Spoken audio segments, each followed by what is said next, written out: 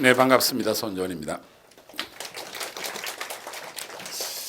제가 오늘 꽤 일찍 출발했는데 여기까지 오는데 시간이 너무 많이 걸렸습니다. 그래서 조금 늦었습니다. 먼저 우리 학생 여러분들 올해 1년간 정말 수고가 많았습니다. 각자 노력한 만큼의 결과를 얻은 학생도 있고 또 얻지 못한 학생도 있는데 이제 주사위는 던져졌기 때문에 여러분들 먼저 수시 합격하기를 기대하면서 혹시 수시에서 좋은 결과가 나오지 않으면 또 마지막 정시 기회가 있으니까 마지막까지 최선을 다해 주기 바란다는 기대를 하면서 설명회를 시작하도록 하겠습니다. 근데 항상 설명회를 시작할 때 첫 번째 드는 마음이 어떤 마음이 드느냐면 최근 입시 상황 자체가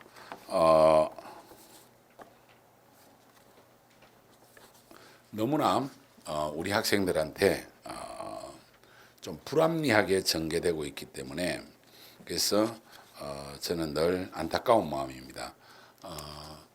정말 어른들이 만든 이 잘못된 제도 때문에 우리 학생들이 상당히 고생하고 있지 않느냐 이런 생각이 들고요.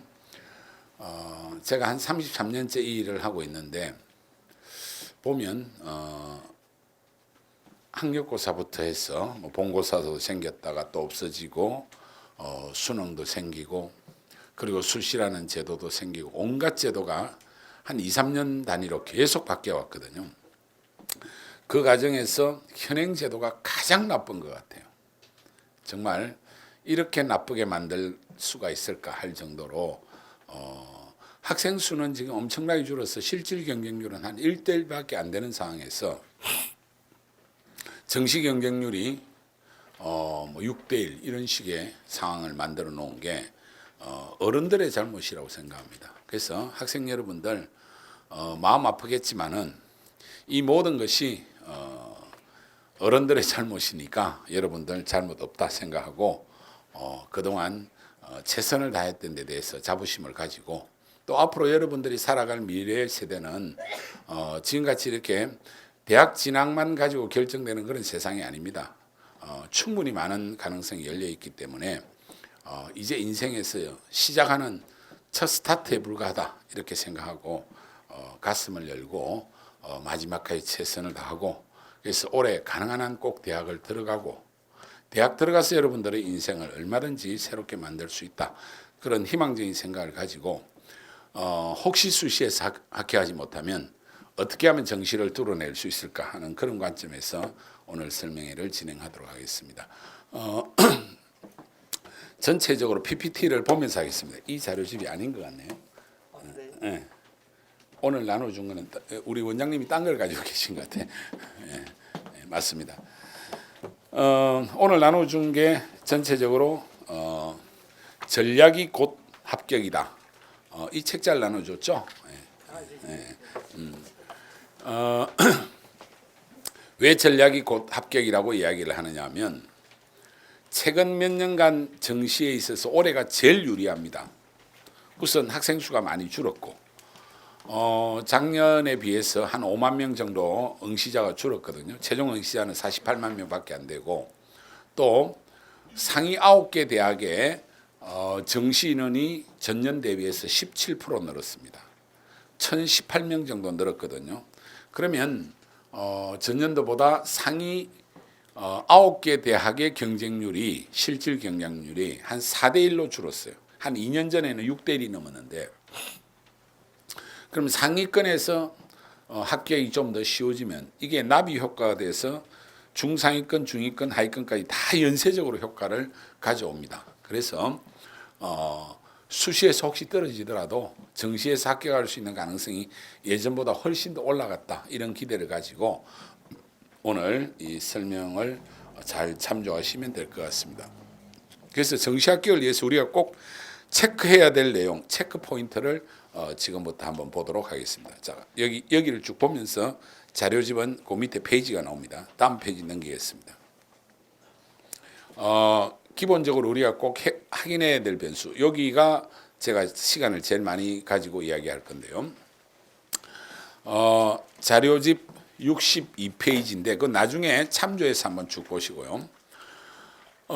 이게 지금 무슨 말이냐면 작년도 고려대 심리학과 배치 컷이 평균적으로는 이 402점이었고 각 입시 기간마다 한 400점 이상 정도로 주로 나와 있죠. 그런데 예상 밖으로 최종 합격선은 388점으로 이렇게 툭 떨어지는 경우가 나온다는 겁니다.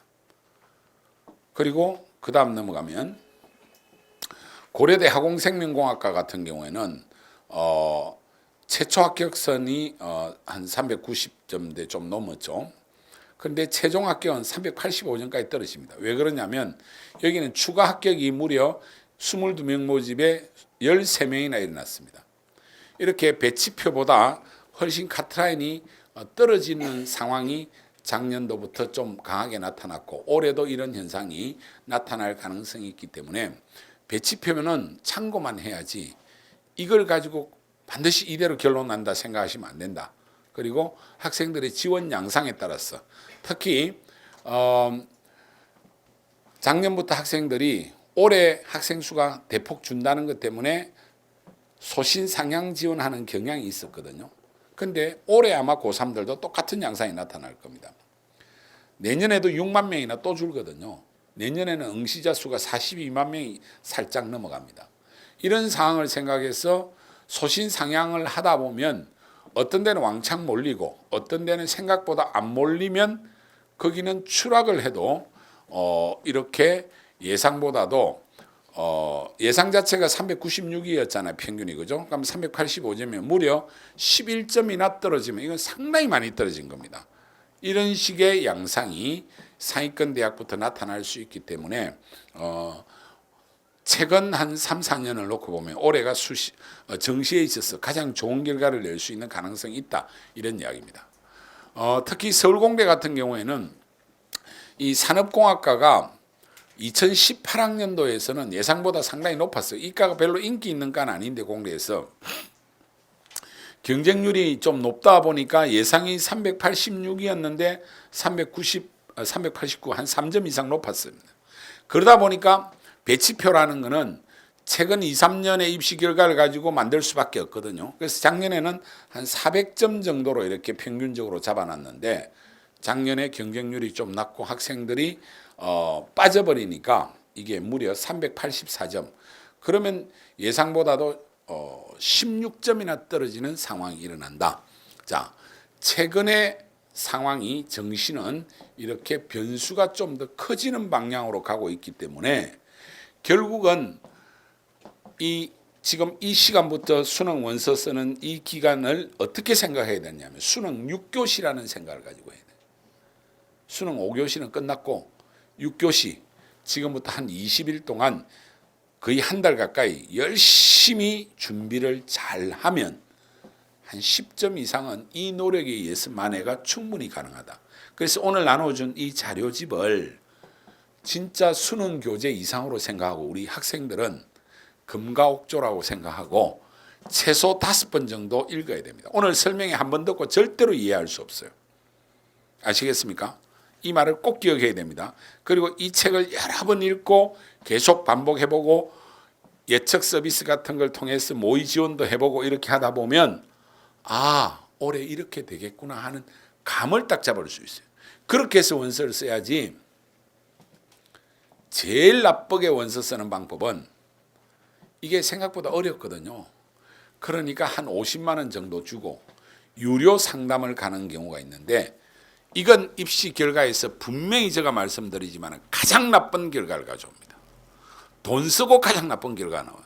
그 왜 그렇겠습니까? 대치동에 가서 유료 상담하려고 하면 지금 벌써 다 마감되어 있어요. 어떻게 삐짓고 들어갔다. 그러면 그 예측 상담해주는 컨설팅 업체들이 떨어지면 나중에 클레임이 들어올 거 아닙니까? 그러니까 전부 다 안정 지원을 하게 하는 수밖에 없어요. 그러다 보면 어떤 특정대 몰렸는데 안정이 안 되어서 떨어지고 그건 한 개 정도는 붙겠죠. 그러나 자기가 갈 수 있는 점수보다 대체적으로 다 나쁜 데 가요. 근데 자기가 노력해가지고 조금 전에 했던 고대 심리학과나 화공생명이나 서울대 산업공학과나 이런 데 쓴 학생들은 대박이 나는 학생들이란 말입니다. 근데 이거는 유료 상담에서는 절대로 나타날 수 없는 현상입니다. 그래서 제발 부탁하고 싶은 것은, 이렇게 말해도 절대로 이 말 안 듣는다는 걸 제가 잘 아는데요, 대치동 가서 유료 상담하면 돈만 날리는 것이 아니라 결과도 가장 나쁘게 가져온다. 근데 불안하니까 사람들이 돈을 좀 쓰면 뭔가 그래도 더 좋은 결과가 오겠지라고 착각을 하는 거예요. 그걸 노려서 이미 이 시장은 다 마감이 돼 있고 그 상담 하나를 믿는데, 한번 상식적으로 조금만 더 생각을 해보시라고. 유료 상담하는 쪽에서 무리수를, 특별한 변수를 노리려 하겠습니까? 안 하겠죠. 오히려 학생 스스로 공부했을 때가 최고의 결과를 내고, 그렇지 않으면 여기는 무료로 해주죠. 예, 무료로 하는 데가 조금 더 나을 수 있어요. 왜? 별 책임이 없잖아요. 그죠? 그러니까 올해에 나타날 수 있는 어떠한 특별한 상황이나 변수에 대해서 좀 더 자신감 있게 이야기할 수 있는 거예요. 이거 꼭 이해하셔야 됩니다. 제일 좋은 거는 학생이 답을 찾아야 된다. 부모님은 답을 찾기 어려워요. 우리 학생들이 꼭 이 점을 명심하고 각종 커뮤니티를 통해서 나타나는 거나 이런 것들도 잘 참조하시기 바랍니다.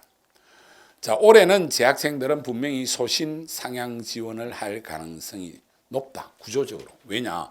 이게 올해 입시고 내년도 입시가, 자, 벌써 올해 입시가 고3이 12.1% 수험생 감소했죠. 그 다음에 최상위의 17.3%가 모집 인원을 늘렸죠. 작년도 6,300인데 올해는 약 7,500 뽑는단 말입니다. 근데 실제는 이거보다 많습니다. 수시에서 2월 되는 인원 빼고 한 이야기입니다. 근데 내년도 어떻게 되느냐? 또 고3이 6만 명 줄어요. 그래서 고3이 지금 고3이 50만인데 내년에는 44만밖에 안 된단 말입니다.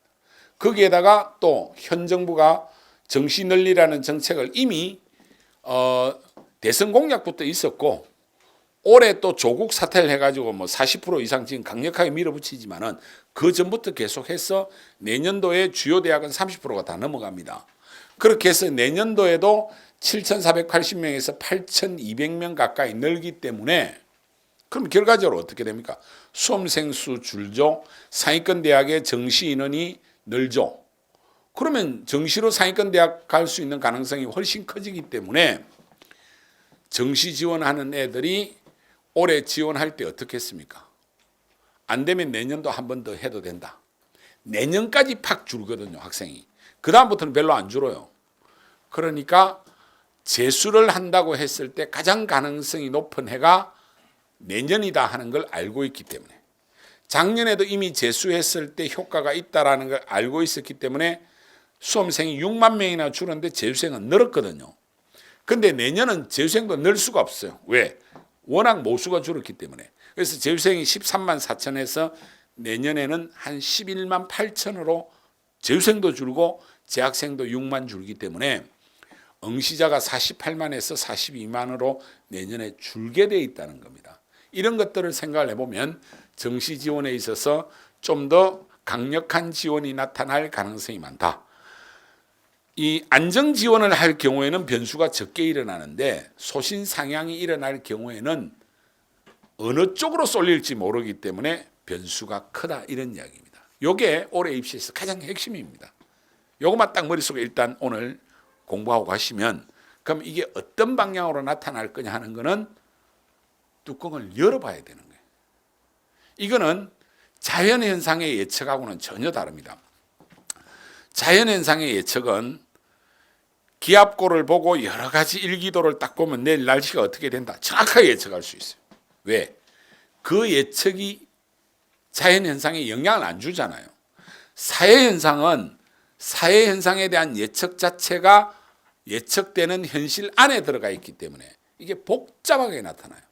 그래서 예측이 전혀 안 맞을 가능성도 있고 전혀 엉뚱하게 나타날 수 있기 때문에, 그래서 소신상향이면 어떤 쪽에 몰리면 그거는 안정이 안 될 수도 있고 지극히 위험할 수도 있고, 소신 상향인데 생각보다 어느 쪽에 안 밀리면 그쪽은 생각보다 카트라인이 추락한다.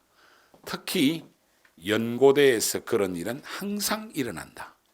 그러면 이게 그 다음에 또 중대나 그 밑으로 내려오면서 곳곳에서 터진다. 그러면 한 중위권 대학의 숭실대 이하 이런 데 가는 것 같으면 과별로 랭킹이 확 바뀌는 상황이 나타난다. 그럼 이게 아주대까지 오면 더 크게 나타날 수도 있다. 이런 식의 어떤 생각을 기본적으로 하시고 올해가 정시에 있어서는 뭔가 재미있는 상황이 충분히 일어날 수 있다. 그래서 우리가 예측을 해보니까 수능 응시자 수가 여기에 올해 고3이 34만, 그 다음에 재수생이 36만, 작년보다 재수생이 13만 하고 13만 6천, 한 6천 명 늘었죠, 그죠? 요랬는데 내년에는 고3이 응시자가 30만 8천, 재수생은 11만 8천이야 하는데 11만 9천. 그래서 전체적으로 보면 내년이 가장 수험생이 많이 줄고 기회가 되는 해다.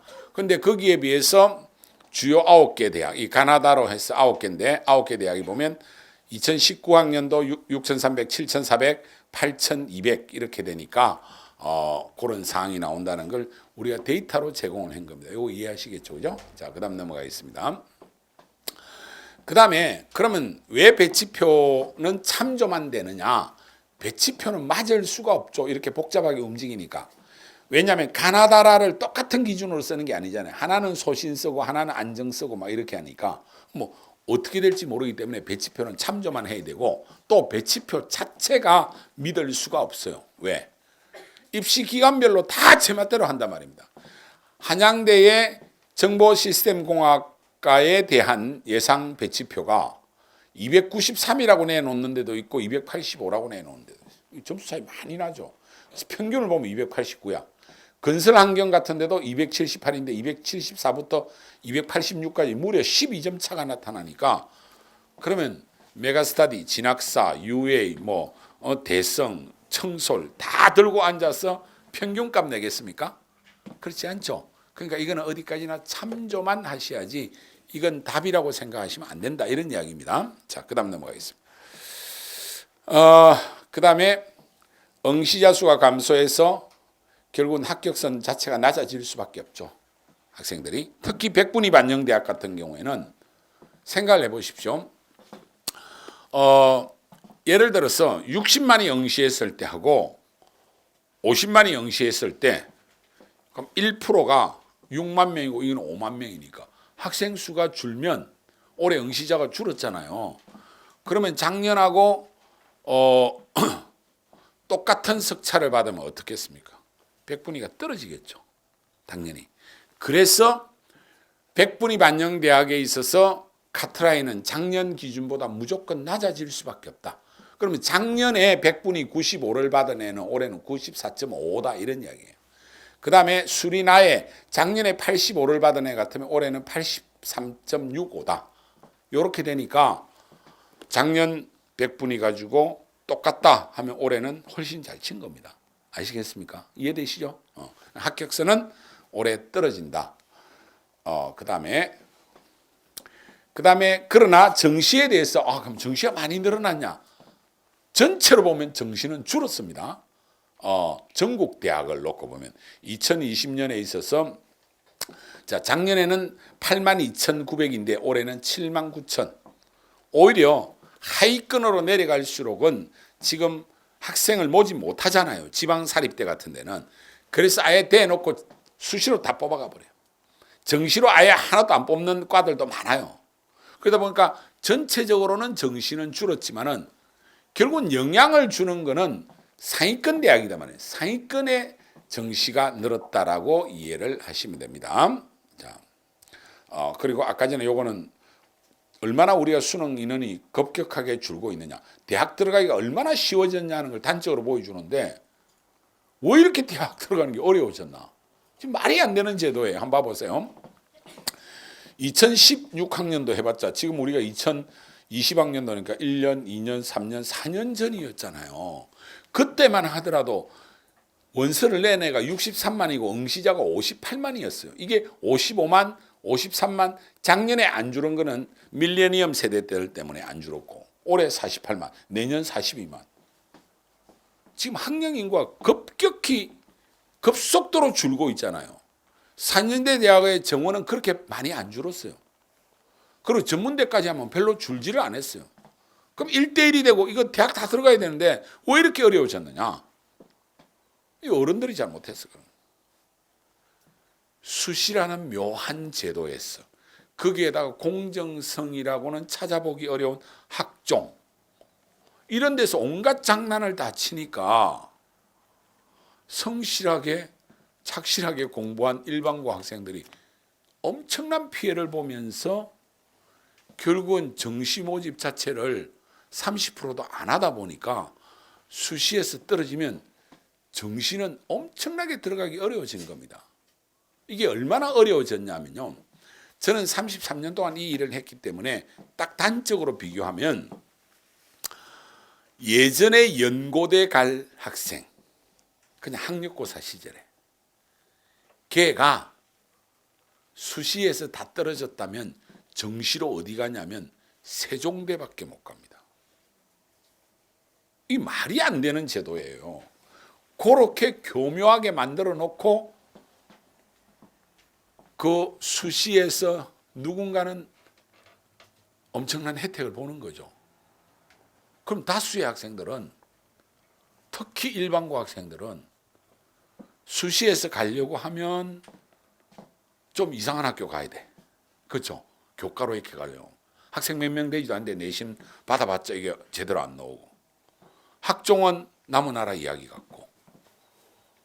그러면 고등학교 1학년 2학기 때 이미 내신은 결정 나는데 거기에서 한 3점대를 받아내는 답이 없는 거예요. 지금은 2.5까지는 가능성이 있다 하더라도 그 외에는 나머지 애들은 학교 다닐 때 덜러리로 계속 다니다가 결국 고3 때 선생님이 수시 쓰라 하면 저 경기도 외곽이나 막 충청도 이런 데 쓰라 한단 말입니다. 그럼 나는 수능 자신이니까 정시까지 한번 해보겠다. 그러면 다 1등급 못 받으면 인서울 안 되는데, 말이 안 되는 제도거든요.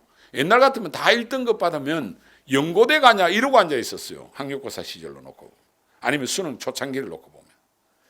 제도가 이상해진 거예요.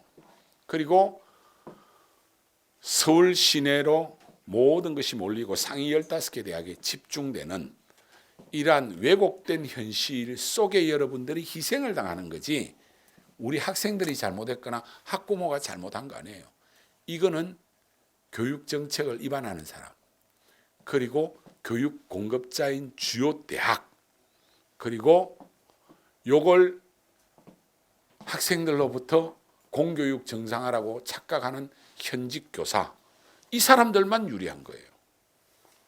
막상 교육 수요자인 학생, 학부모, 그리고 특히 일반고 학생들은 철저한 피해를 당하고 있는 그 상황에서 말이 안 되는 지금 이런 상황이 나온 거죠. 학생이 지금 올해 수능 응시한 학생이 48만 밖에 안 돼요. 이것도 정상적으로 대학 들어갔으면 재수생이 이렇게 13만 6천 이렇게 없어요. 재수생이 한 2, 3만 밖에 없어야 돼. 제도를 잘못 만들어가지고, 그래서 큰 혜택을 보는 데가 한 군데 더 있긴 합니다. 사교육, 메가스터디나 이 학원 같은 데는 정상적으로 정책을 썼으면 학원들 벌써 다 망했어요. 아마 우리 원장님 지금 은퇴하시고 편안하게 사실 건데 아직도 고생하고 계시고요. 이제 늦게 학원 시작한 분들은 폐업하고 다른 사업을 찾든지 상당히 어려울 수 있는데, 어떻게 된 일인지 대한민국 교육부나 대학들은 대한민국의 사교육 산업이 망할까 싶어서 온갖 정책으로 사교육 산업 진흥책을 쓰고 있어요. 이건 진흥책을 쓴 겁니다. 그런데 그 피해는 여러분들이 다 당하고 있다는 거예요. 그 모순을 이해하시면 교육 공급자들 욕을 좀 하면서 그래도 이제 이 상황에서 우리는 정시로 뚫어낼 수밖에 없다. 그렇게 생각하고, 그리고 이거 앞으로 대학 졸업해도 별 볼 일 없을 수 있어요. 세상이 엄청나게 바뀌고 있잖아요. 4차 산업혁명의 파고가 장난이 아니죠, 이미. 그리고 대한민국에서 이미 대학 진학의 사회적 효용성은 급격히 떨어져 있죠.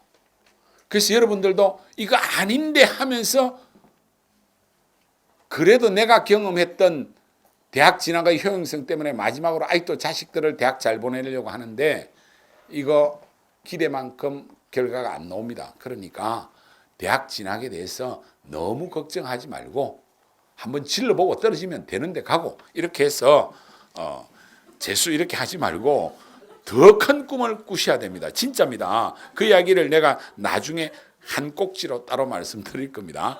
그러니까 분명히 대학 들어가기는 쉬워지는데 이상하게 쉽지 않은 정부 정책의 잘못이나 대학의 농간 뭐 이런 게 우리가 희생당하고 있다 이렇게 생각하시면 됩니다. 그 다음에 올해 같은 경우에는 대부분 다 요즘 이런 이야기 많이 하죠. 이과 쪽으로 선호 현상이 높아져 가지고 이과가 학생이 엄청 늘었다. 사실이 아니에요. 잘못 알고 있으면 안 됩니다. 실제로는 죄송합니다. 실제로는 가탐응시자가 사탐응시자보다 훨씬 더 많이 줄었어요. 그래서 실제로 중위권 대학 자연계열 모집 단위의 변수가 나타날 거고 오히려 올해는 문과에서 이과로 넘어가는 현상들이 일어날 가능성이 있습니다. 학생이 이과가 많이 늘었다라는 건 틀린 이야기입니다. 이과가 더 많이 줄었어요. 실제로 수능 응시자 보면 알잖아요. 가탐 쪽이 많이 줄었거든요. 그러니까 문과 쪽이 훨씬 더 대학 들어가기 어렵다 이렇게 생각하시면 되고요. 이과는 좀 더 쉬워졌다. 그러니까 학생들이 수학이나 가탐에 자신이 없다 보니까 이과 하다가 문과로 옮긴 학생이 더 많아요. 그럼 이과가 늘었다라는 이야기는 뭐냐면 최상위권에서는 이과가 는 거 맞아요. 의대 가려고 엄청나게 장수하는 학생들이 요즘 있어요. 제가 어떤 일이 있었냐면요. 한 보름 전이었던가 하여튼 보름 조금 되기 전이었는데 하여튼 지난주 일요일이었는데 일요일 날 오후에 이제 운동을 하러 갔어요. 운동을 하러 갔는데 저 이제 운동하려고 딱 스타터 이렇게 나가는데 캐디 한 명이 막 따라와 가지고 회장님 잠깐만 상담해 달라는 거예요. 이제 제가 메가스터디 회장이라는 거 이분이 알았던 것 같아요. 왜 그러신다 하니까 그 캐디는 나이가 저하고 비슷하거나 저보다 더 많아 보이더라고요. 고생을 많이 해서 그런지. 자기 딸이 올해 수능을 쳤는데 조금 이 정도면 어디 갈 수 있는지 상담을 해달래요. 그래서 점수가 어떻게 되는데 하니까 국어 2점짜리 2개만 틀렸대요. 짜증나잖아. 그 어머니 그걸 무슨 상담이라고 해요. 서울의대 무조건 됩니다. 그러니까 진짜 꼭 되겠어요. 막 그 정도면 서울의대 됩니다. 뭐 연대의대면 안 돼. 하여튼 의대 무조건 되니까 가나다 제일 센 걸 세게 지르세요. 하고 이제 가는데 그래도 걱정이 되는데 자꾸 그러면 내 전화번호 가르쳐 줄 테니까 나중에 끝나고 저하고 통화합시다 하니까 끝나고 이제 식사하고 집에 가는데 진짜 이 어머니가 전화를 하셨어. 그래서 한참 들어보니까 혹시 면접 점수가 많이 반영되는지 그러니까 우리 딸이 떨어지면 어쩔까요? 막 안 떨어집니다. 그런데 이 어머님이 사실 우리 딸도 고생 많이 했고 저도 많이 했는데요. 뭐 얼마나 고생했는데요. 그러니까 우리 딸이 사실 좀 많아요 그러더라고. 92년생이래. 28살. 계산을 해보니까 구수를 한 거예요. 구수를.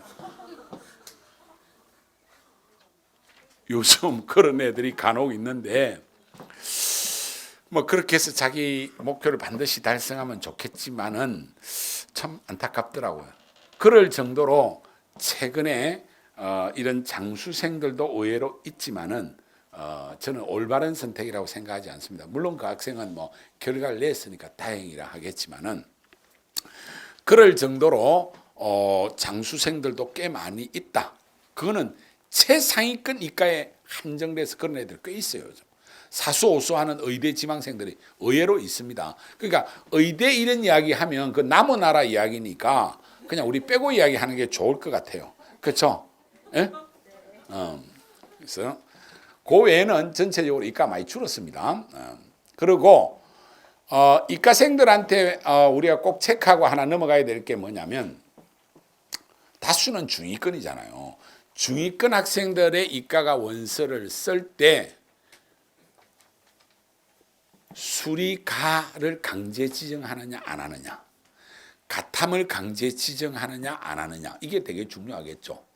그럼 상식적으로 생각하면 중상위권 학생인데 한 경기대 정도, 여기 가까운 경기대 정도 가는데 수리가를 강제 지정하고 가탐도 강제 지정하면 어떻게 되겠어요? 경쟁률 무조건 낮아지겠죠. 그런 학교는 한번 내가 수리가를 선택했고 가탐을 했는데 점수가 조금 안 좋다 하더라도 한번 질러볼 만하죠. 경쟁률이 낮으니까. 그런데 반대로 수리가나 관계없이 반영하고, 보통 이과에서 가나 할 때 가에다 가산점 주거든요. 아니면 가산 비율을 주든지. 근데 그런 것도 없어. 그리고 사탐이든 가탐이든 관계없이 이과인데도 좋다, 그러니까 문과에 넘어오도 좋다, 이런 거잖아요. 그럴 경우에는 분명히 경쟁률이 올라가겠죠. 그건 상식적으로. 그래서 그걸 분류를 해놓은 겁니다. 예를 들어서 수리가를 강제 지정하고 가탐까지 하는 요 중위권 대학, 강운대, 단국대, 죽전, 이런 학교들은 생각보다 낮아질 수밖에 없다, 이런 거죠. 작년에 경기대가 여기에 있었다가 큰 꼬 다치고 올해 도망가 버렸어요.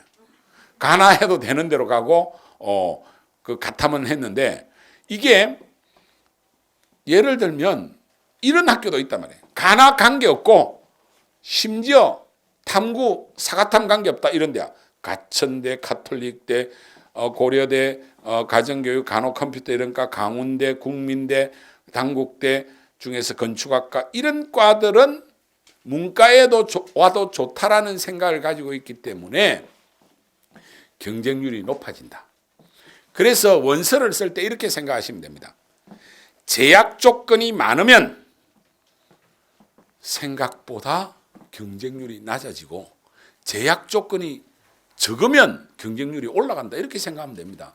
그래서 원서를 쓸 때 단순히 배치표만 가지고 딱 쓰는 게 아니라 내가 쓰고 싶은 그 대학이 어떤 전형 요소를 가지고 있느냐, 그 다음에 가산점이 들어가느냐 안 들어가느냐, 이런 요소들을 잘 보고 내한테 유리할 것 같다 이런 생각이 들면 그게 꼭 유리한 게 아니겠죠.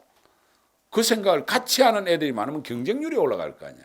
최종적으로는 경쟁률이 결론을 내릴 가능성이 있다. 그래서 이런 분류를 이 안에 여러 가지 관점에서 쫙 다 해놨으니까 이걸 공부를 하라고 하는 이유가 그게 있는 겁니다. 이걸 오늘 밤에 다 설명하려고 하면 내일 새벽까지 다 하고, 그럼 또 어떤 학생은 내한테 해당되고 어떤 학생은 나는 저기하고 전혀 관계없어 이러잖아요. 문이과 다 모아놨잖아. 그래서 이런 표를 보는 방법을 설명해 줄 수밖에 없는 겁니다. 결국 이 책은 자기가 자기에게 맞는 걸 찾아서 읽어내야 돼요. 반드시 공부를 해야 돼요. 수능 6교시다 이런 생각을 꼭 가져야 된다, 이런 이야기입니다. 아시겠죠? 네. 자, 그 다음 넘어가겠습니다. 이건 아까 전에도 계속 이야기했죠. 정시 전체 선발은 소폭 감소했으나 최상위권은 17% 증가했다. 그래서 상위권은 작년보다 좀 더 쉬워지고 그 연쇄적인 효과가 나타날 것이다. 그럼 구체적으로 얼마나 늘어났냐 하는 걸 여기다 다 정리해 놓은 겁니다. 전년도 대비해서 예를 들면 경희대는 47명 이렇게 쭉 해놨죠. 성대가 195로 제일 많이 늘었고, 이게 문과 쪽만 이야기하고 있습니다. 그다음에 이과에서도 예를 들어서 건국대가 여기 랭킹 1위부터 9위까지고 그 다음에 6위, 상위 15개 대학입니다. 그렇게 해서 전체적으로 보니까 여기는 9개 대학이 좀 더 많이 늘었죠. 490명 문과에서, 이과에서는 31명. 그 6개 대학은. 그 다음에 이과를 놓고 보면 상위 9개에서는 528명 늘었고, 근데 요 6개 대학은 오히려 이과에서는 15명 줄었다. 그러나 전체적으로는 한 17% 정도 늘었다라고 생각하시면 된다는 겁니다. 자, 이 이야기는 좀 쉽게 설명하기 위해서 이런 그림을 하나 그려놨는데, 자, 인문계를 예를 들면 작년도에 상위 9개, 서울대, 연대, 고대, 서강대, 성대 쭉 해서 경희대까지 해서 중경, 외, 신대, 작년도에 외대까지 들어갈 만한 성적의 애는 올해 상위 9개 대학에 들어간다, 이런 이야기입니다. 무슨 말인지 알겠죠? 그러면 이건 쉽게 설명하면 어떤 이야기예요? 작년도 상위 10개 대학에 들어가던 애는 올해 상위 9개 대학에 들어간다는 이야기는 올해는 좋은 대학이 한 개 더 생겼다, 이렇게 생각하면 되죠. 경희대만한 대학이 한 개 더 생겼다라고 생각하는 비유가 맞겠죠. 이과에서는 이게 한 2개 더 생겼어. 서울시립대나 건국대 한 중간까지는 올해 상위 9개 대학에 들어갈 수가 있다. 그러면 또 그 밑에 대학에 가면 또 2-3개가 늘어나겠죠. 그러니까 분명히 카트라인은 다 떨어질 수밖에 없다. 경쟁률도 떨어지고 카트라인도 떨어진다. 자, 그러면 이걸 이렇게 설명할 수 있습니다. 좀 더 구체적으로 추가 합격 예상 인원이 어떻게 되느냐. 이게 지금 불이 켜져 있어서 조금 잘 안 보이는데, 서울대는 선발 인원에 변화가 없어요. 연고대가 요만큼 늘어났어. 연고대가 요만큼 늘어나면 그 밑에 서강대, 성대, 성균관대, 한양대, 이대 여기에서는 추가 합격 인원이 더 늘어나겠죠. 전년도 추가 합격 인원보다 여기가 늘어났기 때문에. 그러나 연고대는 안 늘어납니다. 왜? 연고대의 추가 합격이라는 건 뭐예요? 서울대와 연대 써내가 2개 다 합격하면 연대를 버리고 서울대를 가니까 그만큼의 연대 추가 합격이 나오잖아. 그러면 서울대 인원의 변화가 없으면 연고대의 추가 합격 인원은 변화가 없겠죠. 그러나 연고대가 이만큼 늘었기 때문에 여기는 영향을 주겠죠. 그러면 이게 그 밑에 가면 중대, 경희대, 외대, 시립대는 이게 하살표가 2개나 돼 있잖아.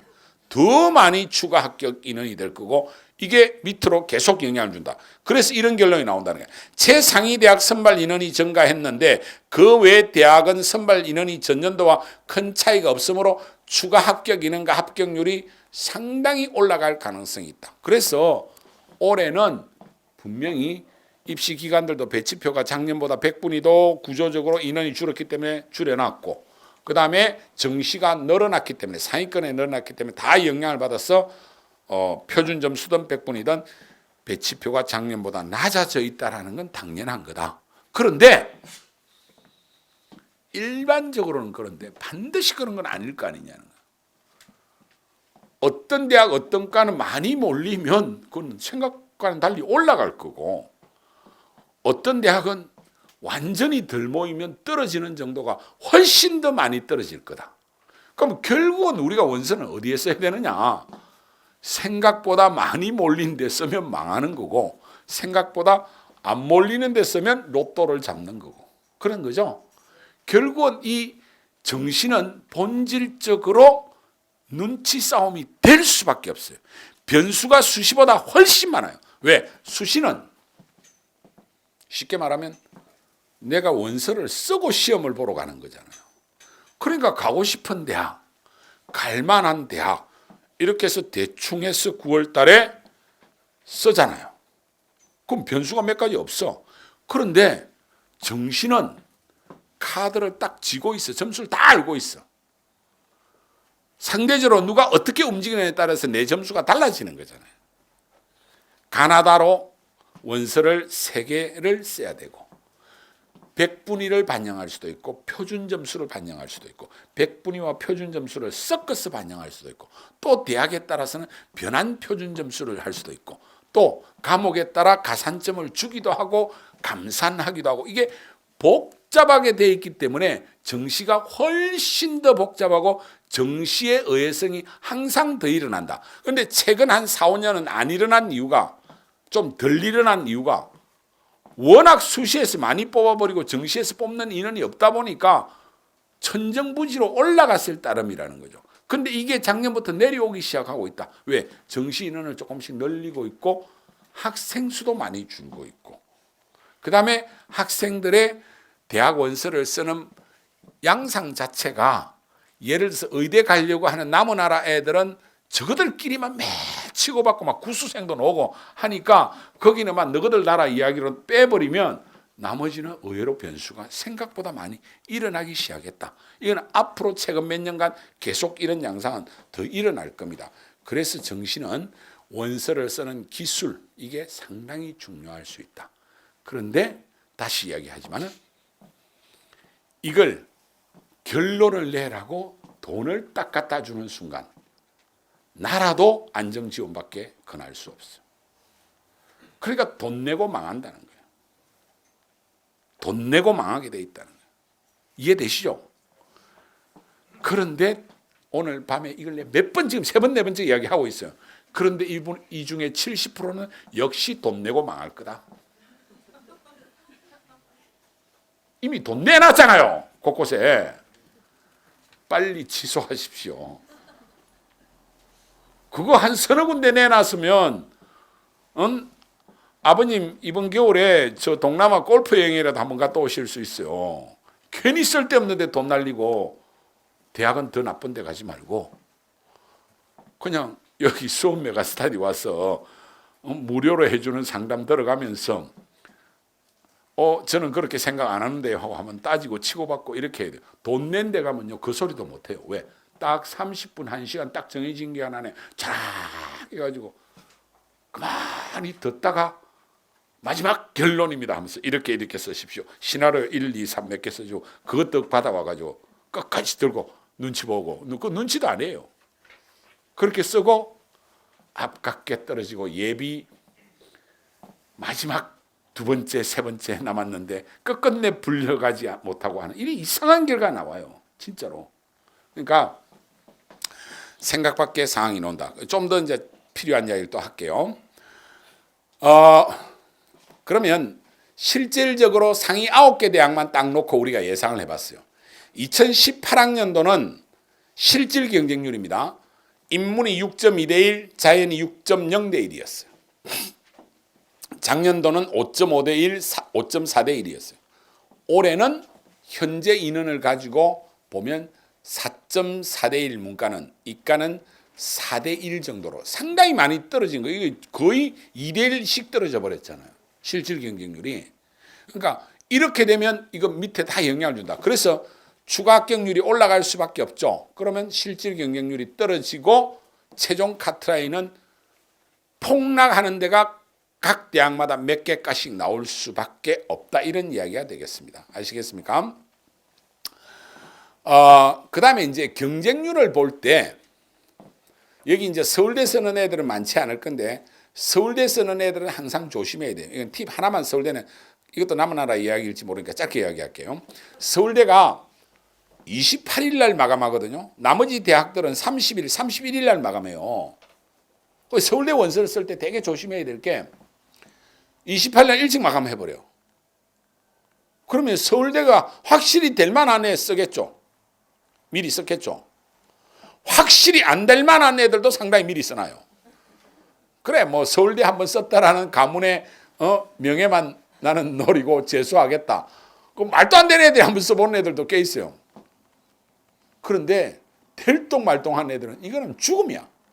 오후 3시에 마지막 발표를 하는데 오후 3시에 1대1이 안 되는 과들이 여러 개 나와요. 그럼 그 과들이 어떻게 되느냐? 대체적으로는 좀 인기가 애매한 정도 까면 마지막에 폭발해버립니다. 다 애매한 애들이 들고 있다가 확 질러버리거든요.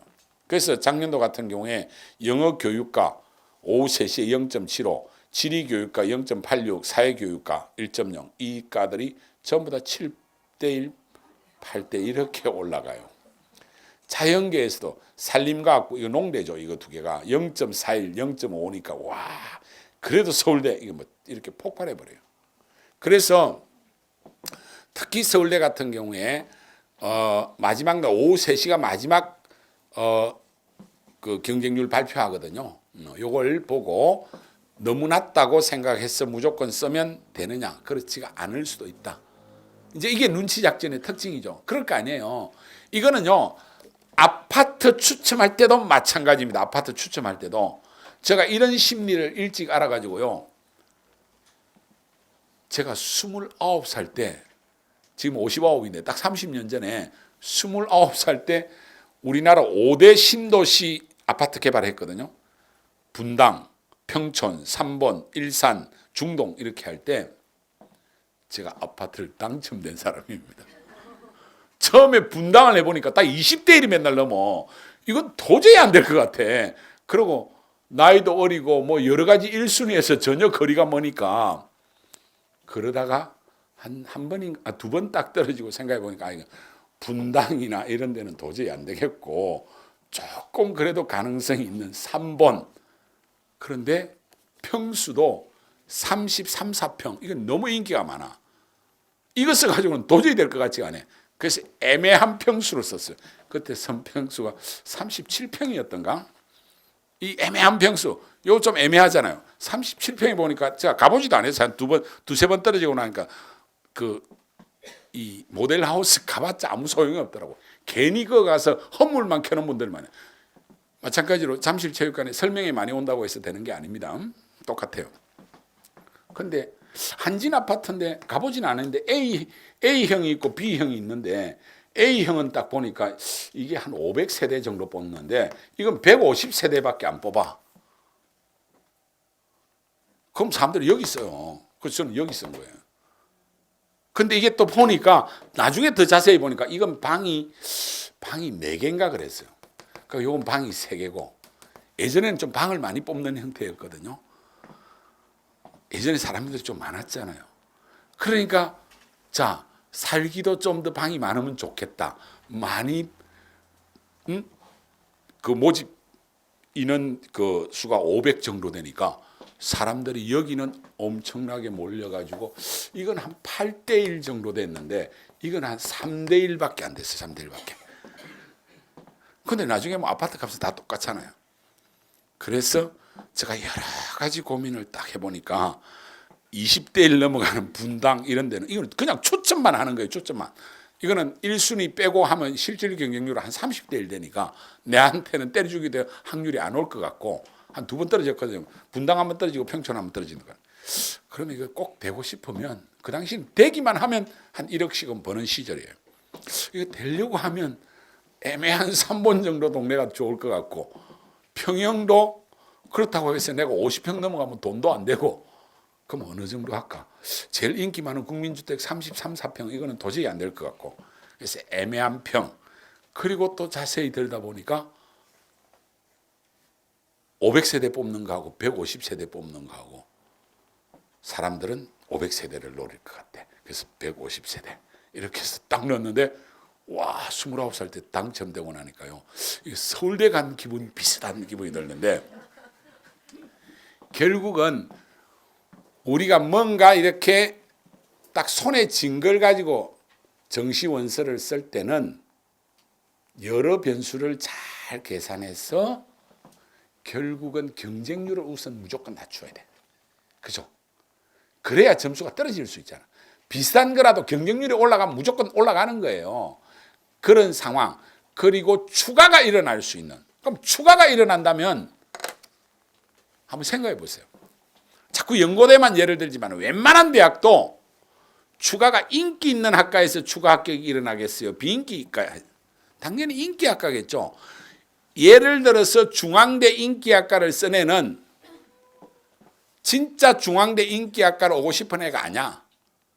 자기는 여기 좀 안전빵으로 쓰고 그거보다 더 높은 연고대나 이런 데 붙고 싶은 애들이야 말입니다. 마찬가지죠. 똑같이 이 근처에서 아주대하고 경기대를 쓰면 2개를 썼으면 어디를 가고 싶은 거예요? 아주대를 가고 싶은 거잖아요.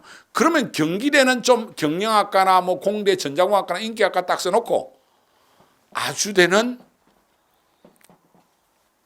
한번 질러보는데 내가 아주대는 떨어질 것 같으니까 그러면 경기대 좋은 과라도 가야 되겠다 이렇게 쓰는 거예요. 그럼 2개 다 붙으면 잽싸게 아주대 갈 거 아니야. 그럼 아주대에서는 항상 인기 있는 학과, 경기대에서도 또 경기대보다 낮은 애는 경기대 경영학과나 인기 있는 애들이 아주대 붙어서 빠져주면 또 나가는 거냐. 그래서 항상 흐름은 무조건 인기학과를 중심으로 해서 추가 합격이 일어난다는 거 아시죠? 소신을 할 때는 뭐 철학과 막 이런 데다가 소신 지원하면 절대로 안 돼. 신학과 막 이런 데, 연대 신학과 이런 데다가 소신 지원하는 학생 추가 합격이 3년에 한 번씩 일어나는데. 아 진짜요.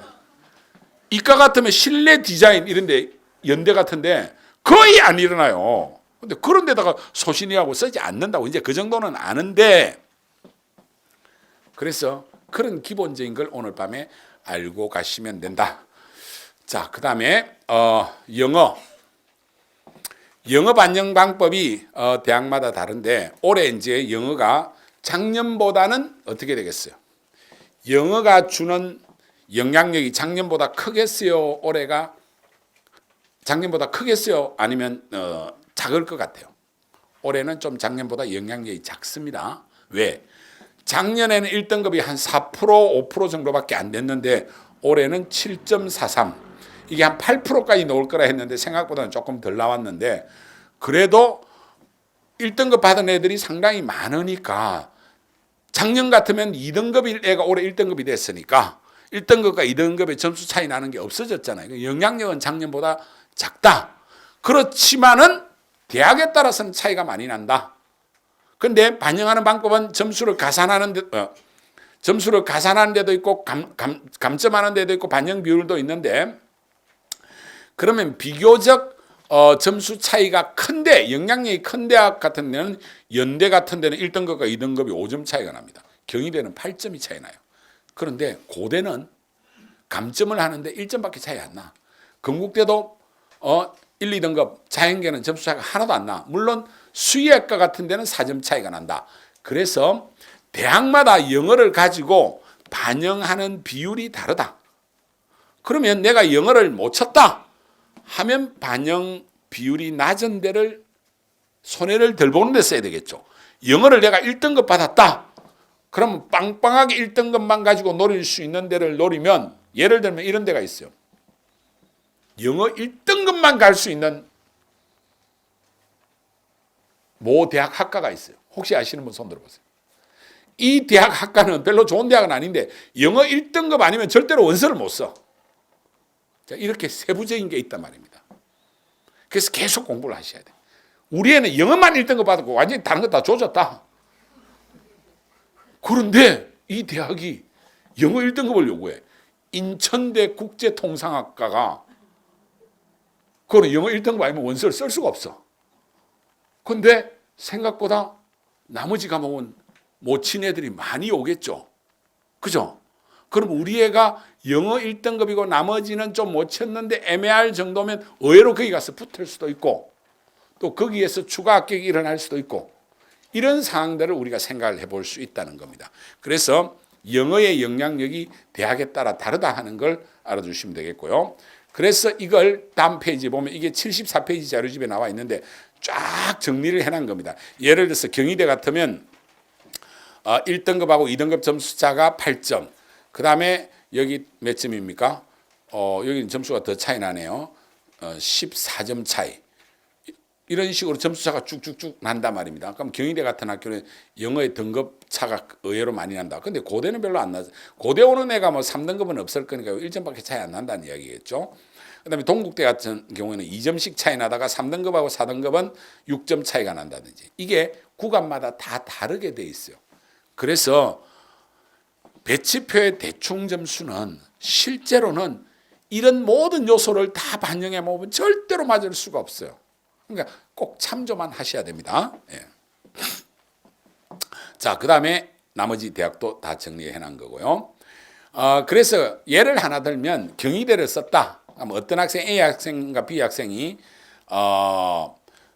문과생인데 수학은 동점, 사탐도 동점. 근데 영어가 얘는 1등급, 얘는 2등급이라면 국어를 B 학생이 얘보다 얼마 더 받아야 되냐. 얘가 127 받았으면 얘는 131 받아야 된다. 그러니까 표준 점수 4점을 더 받아야 된다. 이런 걸 여러분들이 알아듣기 쉽게 예를 들어난 겁니다. 아시겠습니까? 그래서 영어가 생각 밖으로 어떤 경쟁력이 있는 학교들이 있다 하는 걸 알아두셔야 되고 이것보다 이제 중요한 거는 변화가 있는 대학은 합격선에 분명히 영향이 나타납니다. 아까 전에 제가 경기대 살짝 이야기했는데 작년도 같은 경우에는 뭐 이과 쪽에 과탐 이것도 있지만은 작년도에는 경기대가 입시 전략이 전체적으로 다 안 좋았어요. 그래서 뭐 이과에다가 수리가를 강제 지정하는 것뿐만 아니라 이 학교가 왜 그랬는지 모르겠는데 수능에다가 교과를 또 20%나 반영해. 그 어차피 수능만 공부하는 놈들은 이 교과는 엉망인 애들이 있는데 여기 쓰려고 하니까 별로 좋지도 않은 대학이 교과까지 반영하니까 못 쓰는 거 아니에요. 그럼 경쟁률이 작년에 생각보다 낮았어요. 그러다 보니까 경기대가 올해 반성해가지고 안 되겠다. 수능만 하겠다. 수능 100%. 그 다음에 자연계, 수리가나 동시 선택하게 하겠다. 작년에는 가 강제 지정했거든요. 그럼 이렇게 될 경우에는 조건을 훨씬 누구나 오게 해놓은 거 아니야. 그러면 여기는 분명히 합격선이 올라간다는 이야기예요. 올라간다는 이야기예요. 와, 경기대 장점보다 쓰기 좋네 해가 막 쓰면 안 되는 거죠. 이건 바보짓이지. 이런 학교는 오히려 피해야 되는 학교고, 예를 들어서 삼육대 어디 있는지 아십니까? 서울에 있습니다. 서울에. 인서울이에요. 그리고 재단이 빵빵한데요. 제7일 안식교라고 해서 이 세계적인 재단입니다. 그렇지만은 한국에서는 아직 그렇게 크게 인기 있는 대학은 아닌데, 그래도 인서울대학이에요, 여기가. 그런데 올해 망하게 생겼어요, 이 학교가. 카트라인 분명히 떨어집니다. 왜? 작년에는 3개 영역을 반영했는데 이 대학이 왜 이랬는지 4개를 다 반영해. 그러면 최상위권이 아닌 애들이 4개 과목을 다 잘 치는 경우가 절대로 없어요. 그럼 1개 정도는 못 쳤단 말이야. 근데 내가 인서울은 꼭 하려고 3,6대를 딱 쓰려고 보니까 갑자기 작년에는 3개만 내가 고르면 되는데 이게 4개를 다 반영하니까 와, 망했네, 이거 못 쓰겠네. 아닙니다, 써야 돼. 그런 애들 대부분이니까. 그래서 올해는 이건 떨어진다, 예를 들면. 무슨 말인지 아시겠죠? 이런 식의 양상들이 그래서 특이한 걸 우리가 정리를 해놨어요. 예를 들어서. 그래서 그런 것들을 역시 공부를 하셔야 된다. 이걸 모두 다 설명할 수는 없다. 자, 그 다음 예를 들겠습니다. 최근 몇 년간 우리나라 입시에서 가장 핫한 대학이 가천대학이야. 이 원서 써본 재수생들은 알 건데, 가천대학이 3, 4년 전에는요, 전형 방법이 2가지가 있었는데 4개 다 반영하는 전형 1, 2개만 반영하는, 2과목만 반영하는 경우가 있었어요. 2과목만 반영한 거는요, 카트라인이 다 연고대 이상이야. 100분위가 막 99 이랬어요. 100점 만점에 98. 그래서 2년 전부터 3개로 줄였어. 3개를 줄였는데도 글로벌 경제 100분위가 95예요. 다학군의 글로벌 경영 95. 이렇게 반영 과목을 줄이고, 그것도 이 대학이 또 3개 중에서 제일 잘한 걸 지가 40% 지정할 수 있어. 나 이 과목을 40% 반영해줘.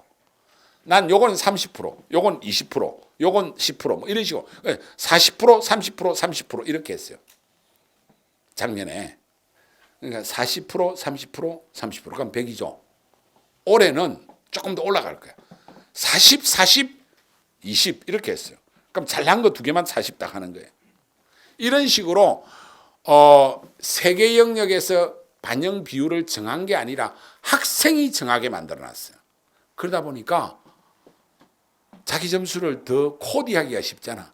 쉽게 말하면 이 회계로 말하면 이 분식 회계를 할 수, 화장을 하기가 쉽게 만들어놨어. 그러니까 점수가 이런 경우는 항상 올라간다. 그래서 가천대학 같은 경우에는 원서를 쓸 때 생각보다 항상 조심해야 되는데, 좀 더 우수한 학생을 모집하려고 했지만은 실질적으로 가천대학 자체에서 나타나는 현상은 뭐냐? 이렇게 붙은 놈들이 가천대학 올 놈이 아닌 놈이 다 붙었거든요. 1학기 다니고 다 그만둬요. 그래서 편입생을 많이 나중에 노리는지 모르겠는데 그것도 장사가 되거든요.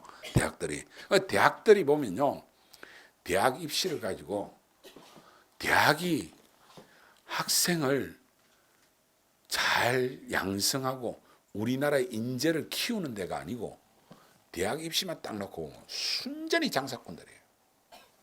천하에 이런 몰입의 장사꾼이 없어요. 그러니까 이 대학 별로 갈 거 없는데, 별 좋지도 않은데, 이 대학 관계자들 혹시 계실는지 모르겠는데 정말로 우리나라 대학은 입시를 놓고 보면 정말 이상한 집단들이에요. 그렇게 해서 웬만한 괜찮은 서울의 상위권 대학은 수시 정시 딱 치르고 나면 순수익 50억씩 탁탁 챙기잖아요. 기업을 해고 50억 벌려고 하면요, 정말 허리가 휘어집니다. 대학들은 수험생들 허리 꺾어가 50억씩 100억씩 매년 챙기고 있어요. 이 대입제도가 지금 대입제도입니다. 그래서 제가 이명박 정부 때 청와대 행정관이 저를 찾아와서 내가 맨날 욕을 하고 비판하니까, 회장님 그만 비판하시고 확실한 대안을 그럼 한번 제시해 보십시오 그러더라고요. 그래서 제가 대안을 제시했어요. 첫 번째 대안, 대입 전형료 받지 마라. 대입 전형료를 안 받으면요, 대학들이 절대로 이런 짓 안 합니다. 왜 전형료를 왜 대학이 받습니까? 좋은 학생들 못 써가기 위해서 돈을 써야지. 그래도 돈이 좀 드는데, 그럼 돈이 좀 들면 정부가 예산으로 집행해라. 그러면 정부는 칼같이 계산해가 조금밖에 안 주겠죠. 학생 한 명당 5,000원 이렇게 줄 거예요. 근데 얘들은 7만 원씩 받아 먹고 앉아 있잖아. 이거 해보겠다고 한 행정관이 힘이 없어서 그런지 결국 못하고, 그 당시에는 수시 원서를 무한대로 썼거든요. 그래서 제가 수시 원서 2장만 쓰게 하라 했는데 그게 6장으로 줄인 겁니다. 그나마. 그리고 전형료를 한 30% 다운시켰어요. 이거 이명박 정부 때는 지금보다 훨씬 더 비쌌어요. 그래서 이런 요소들 때문에 대학 입시가 상당히 본질에 충실한 게 아니고 장난으로 바뀌었기 때문에 학생들이 어렵다. 그러니까 우리가 그걸 알고 대응을 하면 된다, 이런 이야기예요. 자, 그다음에 요 반영 비율 같은 데 보면 아까 가천대를 말한 게 바로 요겁니다. 작년 같은 경우는 40억 원 30, 40억 원 30, 40억 원, 요 이야기가 4개를 네가 알아서 3개를 고르는데 40 하나 30 2개 하라 이 말이겠죠. 그럼 100% 되죠. 올해는 40억 원 20, 40억 원 20, 이게 무슨 말이냐면 40, 40 2개 하고 한 개 20 하라 이런 이야기입니다. 그러니까 요거 올해가 조금 더 점수가 올라갈 가능성이 있죠. 가천대 같은 경우. 이렇게 되는 거고, 이제 요 아까 요 있네. 인천대 국제통상, 동부가 국제통상, 이건 영어가 1등급인만 된 경우만 쓸 수 있다. 그다음에 한국사로 5% 반영하는 대학도 있습니다. 그래서 이런 것들을 잘 참조하시면 된다. 요 이과에 대해서 써난 거고요. 이런 것들은 뭐 그렇게 중요한 게 아닙니다. 그다음에 또 우리가 좀 생각해야 될 게 올해 상위권 대학에 있어서 가군이 오히려 동국대가 인원을 좀 가군에 있는 걸 나군으로 빼버렸어요. 그러면 가군의 동국대 근처 갈 만한 학생들은 조심해서 원서 써야 되겠죠. 나군은 좀 더 늘어났으니까 조금 더 쓸 때 유리해졌다. 그런 사항들의 변화도 알아둬야 된다. 이건 디테일한 부분이고요. 그래서 어떻게 바뀌었는지 동국대 예를 드러난 겁니다. 그건 참조하시면 되겠고, 그리고 모집 군이 나에서 가로 바뀐 거, 다에서 가로 바뀐 거, 이런 것들을 정리를 해놨기 때문에, 그러면 군이 바뀌면 조금 변화가 일어난다. 예를 들어서 다군에 있다가 뭐 가군으로 갔다든지 이러면 최초 합격 카트라인 같은 경우는 상당히 떨어지겠죠. 다군은 상당히 높으니까 그런 사항들을 좀 참조하시면 되겠다라고 생각이 듭니다. 자, 여기까지가 우리가 정시 원서를 쓰기 위해서 기본적으로 필요한 지식을 중요한 체크 사항을 제가 알려드렸습니다. 그러니까 이게 수업이 돼버리잖아요. 그렇죠? 이거 여러분들이 공부를 해야 되겠다는 거 아시겠죠? 그리고 원서를 쓸 때 또 하나 중요하게 생각해야 되는 게 과거의 결과를 오늘에 활용해야 되겠죠. 그래서 이 측면도 잘 고려를 해야 된다. 자, 그럼 결론만 말할 테니까 잘 참조하십시오. 상위권 대학 인문계열은 합격 순위가 수시로 바뀐다. 최상위권은. 근데 이과는 잘 안 바뀌어요. 그럼 단적으로 어떻게 바뀌었냐? 작년도 고려대를 예를 들어 난 거예요.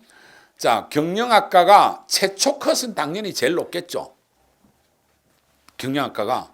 그런데 최종 컷은 절대로 1등 못 하겠죠. 왜? 고대 경영선에는 가군에 어디 있었겠어요? 대부분 다. 서울대 있었겠죠. 그럼 두 개 동시에 합격하면 서울대로 가니까 추가가 많이 일어날 거 아니에요. 그래서 예비 46번까지 해서 최종 순위는 3위로 떨어졌고, 경제학과 꽤 괜찮은 두 번째 정도 인기학과겠죠. 그런데 여기가 최초 컷은 작년에 3위였어요. 이 3위였다라는 거는 생각보다도 경쟁률이 높지 않았다는 거잖아요. 그런데 추가가 16명이나 여전히 많이 일어났어. 그럼 이 16명은 대부분 다 서울대 갔겠죠. 그러다 보니까 최종 고대에서 랭킹 28위로 떨어져 버린단 말이야. 무슨 말인지 아시겠습니까? 그래서 저런 데는 막말로 하면 점수가 폭락하는 거죠. 심리학과 시작하면서 예를 들었죠. 이런 식으로 문과는 상위권 대학의 합격 순위가 생각보다도 많이 바뀐다 하는 걸 꼭 알아두셔야 돼요. 그래서 이 자료를 쭉 좀 더 참조하시면 되고요. 그 다음에 그런데 이과는 생각보다는 많이 변하지 않지만은 그래도 변하는 겁니다. 그럼 예를 들면 뭐 의대는 남은 나라 이야기니까 빼고 자, 컴퓨터학과 같은 경우에 최초 컷이 작년에 3등이었어요. 3등. 그리고 4.4대 1인데 컴퓨터학과가 작년에 최종으로 16명이 예비 합격이 이루어지면서 순위가 14위까지 이렇게 곤두박질 친 이유는 이건 심리적인 현상이 작동한 거예요.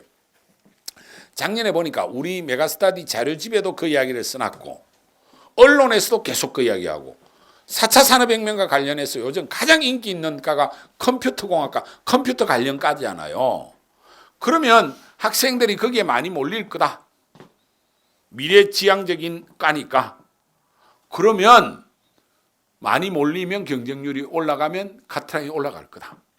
그 이야기가 여러 번 반복되면 그 예측이 현실에 영향을 주니까 컴퓨터공학과 쓰려고 했는데 와 이거 올해 요즘 계속 인기가 많다는데 그러면 마지막에 한 1점 남으면 예상 배치표보다 1점 남으면 쓰겠어요? 못 쓰겠어요? 못 써요. 와 1점 남는데 요새 인기가 많다는데 그러면 그 옆에 전자공학과나 전통적인 기계공학과나 거기는 막 3, 4점 남는단 말입니다. 마지막 원서 쓰는 순간 싹 돌려버리는 경향이 있어요. 그럼 저기 쓴 애들은 어떤 애들이냐? 점수가 왕창 남거나 그래 질러보자 안 되면 내년에 다시 하지. 이런 애들이면 생각보다도 그런 여러 가지 변수가 종합적으로 작용하면 인기가 쭉 올라가면 갑자기 툭 떨어집니다. 올해 정도도 컴퓨터공학과가 최근 몇 년간 계속 지속적으로 성적 향상 계속 점수가 올라갔기 때문에 작년에 생각보다 안 올라간 대학들이 많고 올해도 주춤할 가능성이 있어요. 무슨 말인지 아시겠습니까? 이런 식으로 분명히 여러 가지 변수의 영향을 받고 있다는 사실을 알아야 돼요. 그래서 그런 것들을 나름대로 논리적으로 잘 추론을 하고 마지막 경쟁률과 아니면 내가 컴퓨터공학과를 무조건 쓰겠다고 생각하면 전국의 주요 대학 컴퓨터공학과의 경쟁률을 다 한번 보는 거예요. 작년보다 재작년보다 좀 줄었네. 그러면 인기가 줄은 게 아니에요. 이건 인기는 더 올라가고 있어요. 상당한 두려움이 있네. 그러면 의외로 높아지지 않을 수도 있네. 이런 식의 생각을 얼마든지 할 수 있어야 된다. 그러니까 이거는 고도의 어떤 판단을 해야 되는데 그런데 그 판단을 하는 게 상당히 어려워. 왜? 경쟁률은 마지막 날 마지막 시간가에 거기 나타나니까. 막말로 하면 이거 로또 잡는 거 하는.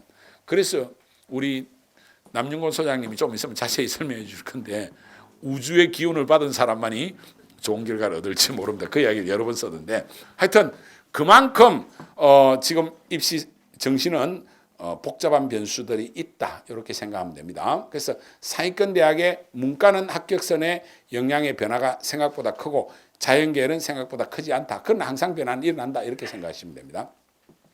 이게 중위권 대학들하면요 완전히 지맛대로입니다. 상명대를 예를 들어 놨는데 막 가족복지학과 이런 게 막 2등을 했다가 막 저 밑에 7등을 했다가 7등 막 이렇게 왔다 갔다 하잖아요. 그래서 중위권 대학은 그에 따라서 얼마나 어떻게 변할지 모른다.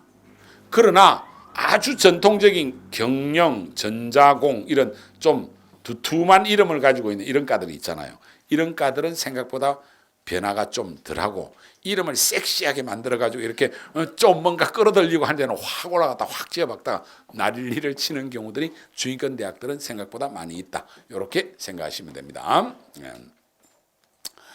자, 그 다음에 정시 모집은 미등록 충원 기간이 길기 때문에 수시는 6일밖에 안 하고 수시는 또 아주 적극적으로 안 하기도 해요. 대학들이. 왜? 요 안 되면 정시에 이월시켜서 또 한 번 더 장사할 수 있으니까. 그런데 정시는 기간도 길고 훨씬 더 또 적극적으로 이루어지기 때문에 이동이 많이 있어서 추가 합격이 생각보다 많이 일어난다라고 생각하시면 됩니다. 그러면 추가 합격이 어디에 많이 일어날까? 그건 상식적으로 생각해 보면 이 정도는 아셔야 됩니다. 한양대 같으면 가가 많이 일어나겠어요? 나가 많이 일어나겠어요? 나군에 연대고대가 쓰고 한양대는 가군도 있고 나군도 있으면 연대고대 쓴 애들하고 한양대 쓴 경우에서 많이 빠지겠죠. 그러면 나에 있는 애는 한 개만 쓰니까 못 쓰잖아요. 그러니까 한양대 쓴 애가 연고대하고 한양대 쓴 거는 가군이죠. 그럼 두 개 다 붙으면 고대로 가니까 연대로 가니까 그러니까 한양대는 가군에서 추가 합격이 항상 많이 일어난다. 그건 상식이잖아요. 그런 정도도 지금 공부가 안 돼 있으면 안 됩니다. 그래서 그런 걸 위해서 이렇게 군별로 이동 추가 합격 비율에 대해서 정리를 해놓은 거고요. 이과도 마찬가지입니다. 자, 그렇게 됐을 때 실제로 카트라인이 어떻게 되느냐? 그럼 이과 하나만 예를 문과에 한번 행정학과 철학과 읽어볼게요. 행정학과 철학과 같으면 이거 어떻게 했어요? 점차 많이 나겠죠. 한 10점, 20점 차이 날 것 같잖아요. 그런데 가군의 행정학과가 있고 나군의 철학과가 있는데 가군은 연고대 썼을 가능성이 있죠. 이거는 아니죠. 그러다 보니까 어떻게 되느냐? 카트라인 비슷하게 나타난다는 거예요. 결국은 뭐 때문이냐? 가군은 추가가 31명이 나왔는데 나군의 철학과는 1명밖에 안 나오니까 이거는 최초 컷이 실제 마지막 컷이고 이거는 최초 컷에서 31명이나 빠지니까 실제 합격선은 확 떨어진다. 경우에 따라서는 철학과가 더 높게 나오는 경우도 있다. 이런 이해되시죠? 자, 이런 것들을 항상 이해하셔야 된다. 자, 요건 이과에도 마찬가지다. 고예를 드러났고요. 동일 대학 내에서도 추가 합격의 비율은 상당히 다르다. 그럼 인기학과가 추가 합격이 많이 나타나고 비인기학과는 추가 합격이 안 나타난다. 연대를 예를 들어놨는데 경영은 107%나 나타나는데 식품영양학과 0%예요. 나머지는 지금 한 명씩 나타나잖아. 이런 데는. 그러니까 이런 데는 추가가 일어날 거라고 생각하면 안 되고 추가는 이런 과에서 노려야 된다. 자연계도 마찬가지입니다. 자연계도 화공생명이나 전기전자 컴퓨터 이런 데는 꽤 많이 일어나는데 실내건축 0명이다. 그렇죠? 이런 식으로 상위권 대학이라고 해서 모두 다 추가가 많이 일어난다 생각하면 안 되고 인기학과가 많이 일어나고 또 최근에 안 일어나는 과들이 어떤 과들인지 그런 것들을 최근 몇 년치 자료를 가지고 잘 분석을 해내야 된다 이런 이야기입니다. 그런데 이제 중위권은 추가 합격 비율이 이거보다 훨씬 높기 때문에 중위권 학생들은 공부를 하려고 해도 공부 자체가 막막할 수 있어요. 원서 쓰는 거는요 최상위권은 쉬워요. 중위권 오면 엄청 힘들어요. 너는 공부를 안 했으니까 이거라도 열심히 해야지.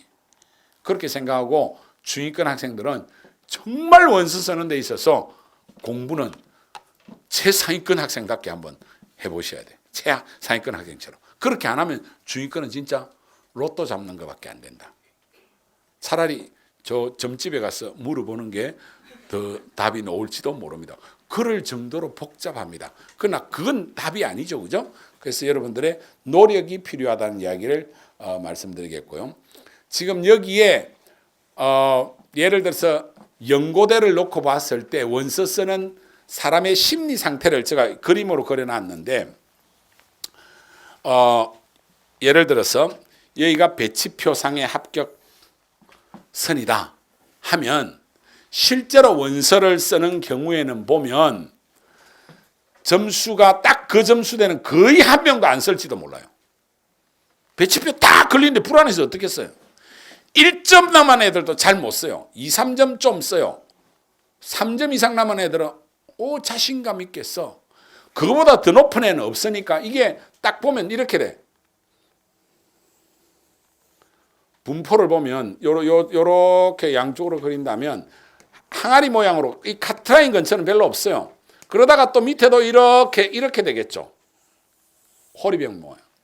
그러니까 카트라인선 근처에는 학생이 별로 없고 꽤 높은 데 있고 여기는 너무 높아서 없고 그러면 이렇게 원서를 딱 쓰면 1차 카트라인은 이렇게 나옵니다. 그렇겠죠. 그런데 요 위에 붙은 애들은 연고대 상위권 경영대나 뭐 이런 데 아니면 전자공학 이런 데 쓴 애들은 내 연고대 한번 써준 거지 그거 가고 싶어서 쓴 줄 아나?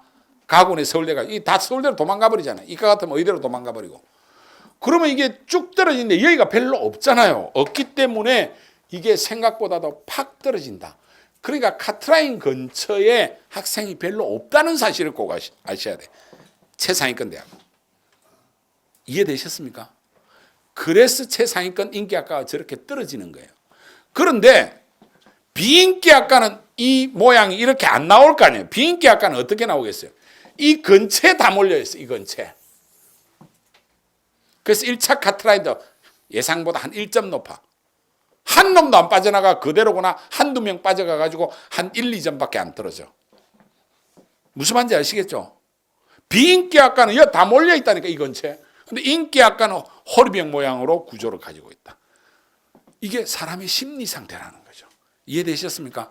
그걸 여기에 그림을 그려놨으니까 이런 걸 가지고 그러면 내가 가나다를 쓸 때 어떻게 될까 하는 것을 추정을 해내시면 된다. 그 다음에 여기는 이제 예측 서비스를 가지고 추정하는 것을 써놨는데 조금 여러분들이 한번 자세히 읽어보시면 무슨 말인지 다 알 수가 있는데요. 내가 요 이야기만 할게요. 지금 여러분들이 이제 메가스터디 예측 서비스를 얼마입니까? 3만 원입니까? 5만 원입니까? 가격이 좀 다른데 뭐 4만 원에서 6만 원. 그렇게 돼 있습니까? 하여튼 몇만 원 주고 또 할인도 해주고 이렇게 사가지고 모의 지원도 막 할 겁니다. 요즘은 진학사 이런 데는 아예 그게 기업의 핵심 상품입니다. 엄청나게 마케팅도 하고 엄청나게 많은 학생들이 모의 지원을 해요. 작년 같은 경우에 모의 지원으로 진학사 같은 경우는 엄청난 돈도 벌고 엄청나게 많은 학생들이 모의 지원을 했어요. 그런데 모의 지원이 너무 과도하게 이루어지니까 현실을 다 왜곡시켜버려요. 불안한 애들이 들어가서 계속 하니까 입시 기관에 있는 전문가들도 쪼는 거예요. 와, 이거 경쟁률이 왜 이렇게 높지? 왜 이렇게 되지? 그거 예상 점수를 살살 자꾸 올리는 거예요. 나중에 진학사 때문에 떨어졌다, 메가스터디 때문에 떨어졌다, 뭐 UA 때문에 떨어졌다 이런 소리 듣기 싫으니까. 그래서 작년에 전부 다 예상보다 마지막에 점수를 다 올려버렸어요. 이게 엄청난 변수를 가져온 거예요.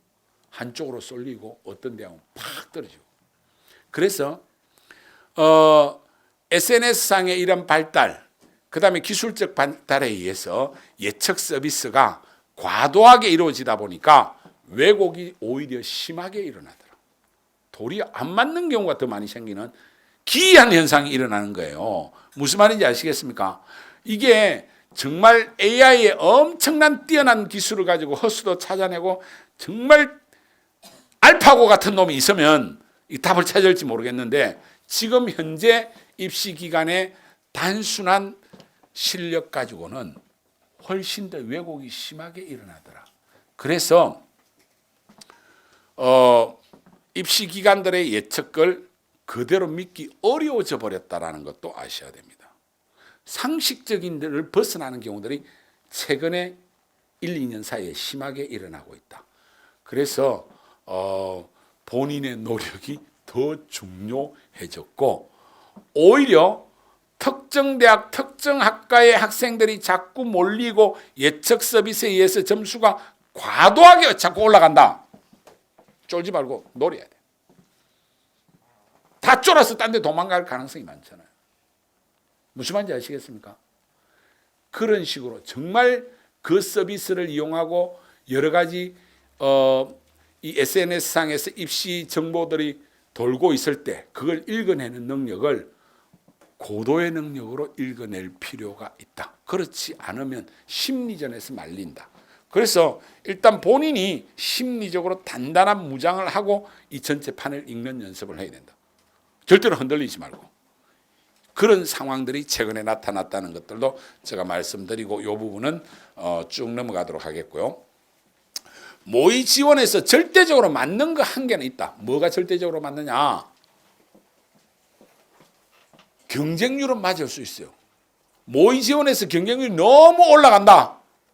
그러면 다들 보고 있잖아요. 그러면 분명히 쫄아가 빠져버려요. 예를 들어서 연세대 나군에서 문헌정보학과가 마지막 날까지 모의 지원에서 11대 1이었어요. 국어국문학과는 6.6대 1이야. 이게 너무 높아. 그럼 여기는 마지막에 확 빠져버려. 그래서 수험생들이 이탈하는 현상. 그러다 보니까 1로 많이 빠지고 하니까 이거는 4대 1로 줄어들고 국어국문학과는 6대 1이 9.53대 1로 오히려 올라가는 상황. 낮은 데는 올라가고 아주 높은 데는 폭락하는 경우들이 있다. 그래서 이런 데이터들은 심리전에서 영향을 받는 거잖아요, 우리가. 그런 정도는 참조로 읽어낼 필요가 있다. 건국대도 마찬가지였다. 컴퓨터공학과가 7.48대 1이었는데 뭐 이제 실제는 4.8대 1이었고 전기전자는 2.63이니까 낮다 생각했는데 이게 도리어 더 올라가 버리더라. 이렇게 되면 카트라인이 여기가 훨씬 높게 나와 있는데 여기가 더 떨어지는 상황이 일어난다는 거죠. 무슨 말인지 아시겠죠? 그래서 너무 점수를 보기보다는 동향 파악 정도를 하고 점수에 대한 예측은 입시 기관이 내놓는 점수를 믿으면 안 된다는 거예요. 내가 아주 예리하게 판단해야 된다. 자신감을 가지고. 그것이 더 맞을 가능성이 있다. 그래서 그걸 여기 그림으로 제가 보여준 거고요. 자, 그 다음 넘어가서 실제는 이렇게 폭락해서 하락할 수도 있다 하는 걸 알아두시면 되겠습니다. 그리고 모집 인원 자체가 확정되는 것은 12월 20일입니다. 지금 나와 있는 숫자는 여기 정원은 실제 숫자가 아닙니다. 수시에서 다 채우지 못한 학교가 많은데 특히 다 못 채운 학교가 아주대, 인하대, 고려대, 연세대 이런 학교는 2월 비율이 상당히 높다. 2월 비율이 낮은 대학은 이런 대학이 낮다. 이런 것들은 지금 뭐 이러기보다는 쭉 읽어보고 결국은 이거는 별로 신경 안 써도 됩니다. 맨 마지막에 12월 20일 되면 최종 숫자가 딱 나오니까 그걸 가지고 이 대학이 몇 명 뽑는지. 어떤 대학은 수시에서 100% 뽑기로 했는데 못 뽑아가지고 매년 전시로 뽑는 서울치대 같은 이런 데는 그런 경향들이 있다. 그런데 서울치대는 다 수시니까 정시 안 뽑는다 이렇게 생각하면 안 된다. 항상 넘어온다. 뭐 이런 식으로 판단을 해주시면 되겠습니다. 그런 내용들을 쭉 정리를 했고요. 마지막으로 지금까지 올해 입시에서 필요한 중요한 체크리스트를 한 1시간 10분 정도 제가 쭉 설명을 해드렸습니다. 이걸 자세하게 여러분들이 더 공부해야 되고 저거보다 더 깊숙이 파들어가야 된다는 말씀을 드리는데 이것보다 되게 중요한 게 뭐냐면 원서를 쓰려고 하면 본인이 정확하게 원칙을 딱 정해놓고 그 원칙대로 써야지 원칙이 왔다 갔다 하면 최종 결정을 못한다. 그리고 원서 쓰는 건 저는 결정이라고 생각하지 않습니다. 어떤 면에는 결단입니다. 이는 결정을 넘어선 결단을 해야 된다. 그럼 인생의 중요한 결단을 하려고 하면 자기 삶의 가치를 넣어서 어떤 원칙을 가지고 밀어붙여야 되는 거다. 그 사람만이 이긴다. 누구 말 듣고 왔다 갔다 하면 분명히 생각보다 안 좋은 결과를 낸다. 결단을 하면 결과가 안 좋더라도 내가 수용할 수가 있잖아요. 그렇죠? 그래서 대학 입시는 결정이 아니라 저는 결단이라 생각하고요. 그런데 이 결단을 말씀하기 전에 제가 드리고 싶은 이야기가 좀 있습니다. 뭐냐면 세상이 바뀌고 있기 때문에 여러분들이 좀 더 가슴을 열고 해야 된다. 지금 교육의 패러다임이 바뀌고 있어요. 지금 여기 학부형들이 많이 와 계시는데 우리 애를 대학 잘 보내야 되겠다는 이유가 뭡니까? 과거의 경험을 아직도 그 경험이 반복될 거라는 착각으로 대학을 잘 보내려고 하는 겁니다. 예전에는 대학을 잘 보내면 성공했어요. 우리가 1970년부터 약 2000년까지 30년간 고도압축 성장을 할 때 명문대학 진학은 곧 성공이었어요. 그래서 그때는 대학 진학은 대학을 가는 게 아니고 사회적 지위를 획득하는 거였어요. 그렇잖아요, 솔직히. 그런데 지금은 이미 우리가 그런 사회가 아니에요. 고도성장 사회가 아닙니다. 저성장 사회로 들어갔고 대학을 나와도 취업이 잘 안 돼요. 거기다가 4차 산업혁명에 의해서 현재 직업의 70%가 곧 사라져요. 대학 진학의 사회적 효용성이 엄청나게 떨어졌어요. 부모 세대의 그 경험을 왜 자꾸 자녀들한테 이식시키는 의식의 지체 현상에 빠져 있냐는 거예요. 세상이 바뀌었다. 이제는 교육도 달라져야 된다. 이미 저성장 시대에 접어들었고, 인구가 이제 생산 연령층은 이미 감소하기 시작했고, 머지않아 우리나라 인구도 감소하는 세상이 되고 거기에다가 초고령화 사회, 무시무시한 사회가 우리 앞에 다가오고 있습니다. 이런 시대에 옛날과 같이 대학 잘 보내는 것이 사회적 성공이 되는 시대가 되기는 너무나 어렵다. 거기다가 4차 산업혁명으로 새로운 직업이 탄생되고 기존의 직업이 다 사라질 가능성도 있고 교육의 변화가 엄청나게 일어나는 이 상황에서 과연 대학 진학의 의미가 뭘까라는 것을 더 깊이 있게 생각을 해봐야 돼요. 저는 여기에 와 있는 우리 수험생들이 저는 대학을 가기보다는 물론 뭐 일부 진짜 의대 가는 애는 혹시 괜찮을지 몰라요. 왜? 인구가 노령화가 심해지고 의사는 앞으로 계속 의료 수요는 늘어날 거니까 괜찮을 수 있어. 의사만. 근데 그것도 안 괜찮을 수 있어. 어머님이 그렇게 키워서 우리 아들 의대에 딱 보내놨는데 어머님보다 독한 년이 낚아채가면 그것도 끝이야. 세상은 알 수 없어요. 그 외에는 지금 있는 직업이 다 쓰나미로 없어질 건데 저는 메가스터디를 바라볼 때 그런 생각. 내가 메가스터디 총수잖아요. 최대 주주고 우리가 계열사 10개 가지고 있는데 특히 학원 강사의 세계를 볼 때 이런 두려움이 있어요. 지금은 뭐 엄청난 스타 강사들 돈도 엄청 벌고 대단한 것 같지만은 이 학원들이 한 10년 좀 지나면 다 문 닫아야 될지 몰라요. 알파고 같은 놈들이 다 나타날 거 아니야. 그럼 이놈이 학생 앞에 와서 딱 가르치면서 모든 걸 딥러닝 해가지고 완벽하게 가르칠 거 아니야. 알파고가요, 기보를 다 넣어가지고 이세돌 꺾으면서 이세돌 머리까지 짜냈잖아요. 그거 더 발전해가지고 커제는 박살내버렸잖아. 근데 그 알파고를 20몇 시간 만에 박살낸 놈 있잖아요. 아무것도 없이 지 혼자 모든 걸 해내는 더 강력한 AI가 나타난 거예요. 그게 알파고 제로입니다. 걔는 아무것도 입력 안 시켜줬어요. 지 스스로 연산하고 다 해가지고 알파고를 연구해가 알파고 제로가 30시간 후에 박살내버렸어요. 그럼 알파고 제로 이상의 과외 선생이 나오면 이거 한 20만 원이면 된대요. 20만 원짜리 로봇이 딱 앉아서 얘 딱 며칠 가르치면 이 애가 어디가 돌머리고 어디가 유전자 어디 이상이 생겼고 수학이 어디 다 파악했어. 그러니까 얘는 어떤 문제를 주로 연습시키고 어떻게 해야 되면 다 알아. 그럼 이 선생하고 공부하는 것보다 더 나은 방법이 없어. 그럼 메가패스가 무슨 소용이 있고 유명한 선생 강의나 학원에 와서 애 조져봤자 그 쓸모없는 짓이고 다 바뀔지 몰라요. 또 그런 공부가 필요 없어질지도 모르는 세상이 우리 앞에 오고 있단 말이에요. 그런데 또 대한민국은 이거보다 더 큰 비극이 눈앞에 있어요. 저는 이게 제일 가슴 아파. 인구가 제가 막 중학교 다닐 때는 막 우리나라가 이렇게 피라미드 막 이랬어요. 후진국형, 다산다사. 이제 우리는 앞으로 종형으로 가서 선진국형으로 될 거다 했는데 지금은요 역피라미드 이거 망하게 생겼어. 애가 없어요.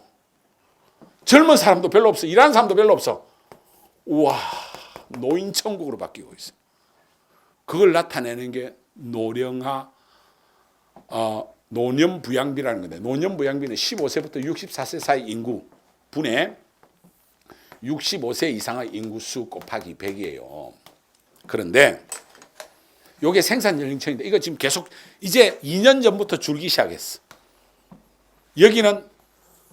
여기서 64세는 팍팍 넘어가잖아요. 근데 지구를 떠나야 되는데 안 떠나. 의료기술 발달해가. 계속 늘어나. 그러면 이게 이 숫자 100명에 대해서 이게 10명이면 즉 일하는 사람 100명에 노인 10명이면 노령화 노년부양비가 10이에요. 우리나라 어땠냐? 2000년에 10이었어. 10. 10년 만에 5% 늘었어. 2020년 21대. 그리고 또 10년 지나면 이거 더블로 늘어나. 와, 지금요 한 20 가까이 되는데 노인 인구 많다고 생각하죠? 얘들이 사회 진출하는 2050년에는 야 2030년 진출 안 되겠죠? 50년 그때 한참 일할 때네. 80 가까이 돼요. 끝난 거예요. 얘들이 2050년이면 나이 50 다 돼갈 때 40대 후반 이럴 때 한참 일할 때 번 돈의 70% 80%는 전부 다 세금으로 내요. 왜? 이분들 살아있기 때문에. 세계에서 노년부양비가 이런 속도로 올라가는 나라는 유례가 없었어요. 이게 얼마나 심하냐면 2067년에는 인류가 한 번도 경험해 볼 수 없는 100이 넘어가요. 그러면 젊은 놈이 이래가지고 지 노인은 반드시 한번 모셔야 되고 애 있으면 애까지 모셔야 돼. 끝난 거예요. 그래서 사실은 대학 가려고 하지 말고 아시아, 동남아, 아프리카 거기로 가야 돼. 거기로. 거기는 인구가 젊은 애들 가득 차 있고 성장 잠재력이 엄청 높아. 우리나라 2% 이제 1%로 내려오고 있잖아. 이런 우리의 상황에서 왜 고도 압축 성장기에 대학 진학이라는 교육 패러다임에 빠져 있냐? 대학들은 얄팍하게 상위권 15개 대학 저것만 잘 먹고 잘 살려고 수시에 온갖 난리를 치면서 저거는 잘 먹고 잘 사는데 지방에는 다 비어 있어요. 그 자리를 막 중국 애들 와가지고 대충 정만 주고 돌아다니고 앉아 있어요. 이 대한민국 이상한 나라 이 정책을 못 바꾸고 있는 거예요. 이걸 바꾸려고 하면 해외에서 젊은 사람들 엄청나게 이민을 받아들이든지 강력한 정책을 써야 되는데 이기주의에 빠져가지고 또 부모들은 아직도 이 변화를 읽지 못하고 그래도 우리 애는 인서울 하면 돼. 인서울 해봤자 2050년 되면 노년부양비가 80 가까이 되는 나라에서 어떻게 살라고 하느냐. 그래서 생각을 좀 바꿔야 된다. 지금 그런 위기에 있다라고 저는 생각이 들고요. 그래서 이런 큰 변화에 대해서는 이미 한 10년 전부터 4차 산업혁명이 어떻게 한 5년 전부터 그리고 세계 경제 포럼 다보스 포럼 이 매년 1월 달에 스위스 다보스에서 세계적인 석학 뭐 정치인들 기업인들 모여가지고 세계에 어떻게 갈지 매년 논의를 하잖아요. 거기에서 2017년에 불과 2년 전에 뉴칼라의 시대가 온다고 이야기했어요. 그게 무슨 말이냐면 예전에 산업혁명 때문에 블루칼라가 떴죠. 그리고 3차 산업혁명과 함께 화이트 칼라. 그래서 우리 애들 다 화이트 칼라 시키려고 하고 있잖아요. 이제 그런 거 아니다. 4차 산업, AI, 인공지능 이렇게 해서 집에서 그냥 뒹굴면서 일하고 이제 이 양복 입고 안 다녀요. 구글 이런 데 봐보세요. 뉴칼라의 시대가 온다. 뉴칼라의 시대는 대졸 이런 게 중요한 게 아니라 실무 능력, 학력과 무관한 사회가 온다. 이거 누가 한 이야기냐면 IBM 로니 회장이 기조연설에서 한 이야기예요. 세상은 이렇게 변하고 있는데 대한민국만 대학 가려고 난리를 치니까 이거 얼마 안 가면 없어질지도 모르는. 그래서 대학 가는 문제에 대해서는 좀 가슴 열고 편안하게 하고 원서 쓰고 안 되면 아프리카 딱 가면 최고인데. 아이 웃으시면 안 됩니다. 그리고 직무가 얼마나 빨리 변했냐면 요 위에는 클라우스 슈밥 회장이 한 이야기고요. 요 밑에는 이건 우리 정부에서 한 이야기예요. 우리나라의 고용정보원이라는 데서 제가 데이터를 가져왔는데요. 2016년에 이미 인공지능이 12.5% 직무를 대체했어요. 2020년에는 40%, 2025년에는 우리나라만 70%가 넘어가요. 여러분들 대학 졸업할 때 지금 있는 직업 대부분 없어져 있을 가능성이 있단 말이에요. 그렇지 않습니까? 예를 들어서 단순 노동자 이런 단순 노무직은 이미 90%다 로봇이 하겠죠. 뭐 판매직이 이미 많은 변화가 일어나고 있잖아요. 아마존 고 같은 데 가면 그냥 들어갔다 물건 가지고 집에 가 있으면 다 계산돼 있어. 순식간에 지금 다 바뀔 가능성이 있어. 그러면 지금 하고 있는 직무가 없어진다. 그래서 저는 이제는 생각을 바꿔야 된다. 우리 애한테 직업이 뭘까 이런 생각하면 안 된다니까요. 이 직업이라는 말이 어떻게 된 말이에요. 우리가 어떤 직장에 들어가니까 거기에서 내한테 니는 이 일을 꼭 해라 해서 나의 업무를 만들어 준 거잖아요. 그러면 이거는 직이 나의 업을 만든 거지. 근데 이 세상은 끝났다는 거예요. 이제는 내가 좋아하는 일을 해야 돼. 이 업이 나의 직장이 되기도 하고 내가 아니면 창업을 하기도 하고 이제는 업직의 시대, 업창의 세상이 오고 있는 거예요. 근데 자꾸 뭐 현대 들어가려고 삼성 들어가려고 그런 생각은 이제는 낡은 생각이에요. 직업의 시대가 아니고 업직의 세상이 오고 있기 때문에 그래서 대학 들어가는데 골몰 너무 안 해도 된다. 앞으로 여러분들이 미래에 더 자신감 있게 자기를 만들어가면 얼마든지 변화를 일으킨다. 이거 오기 전에도 벌써 한 20년 전에도 예전에 내 가르치던 애들 중에 대학 들어가는 것은 스타트에 불과하다는 걸 보여준 제자들이 엄청나게 많아요. 제가 예전에 설명회 때 자주 한 애도 있는데 요 오니까 지금 생각나는데 요 근처에 경기도 모 대학의 관광경영학과 교수로 있는 옛날 오래된 제자가 있어요. 얘가 전라북도 이리에서 올라오는 애인데 익산에서 와, 이 집 부잣집이고 저 사촌들끼리 다 저한테 배워가 데려왔어. 공부를 시켜보면 그냥 공부하고 거리가 완전히 멀어.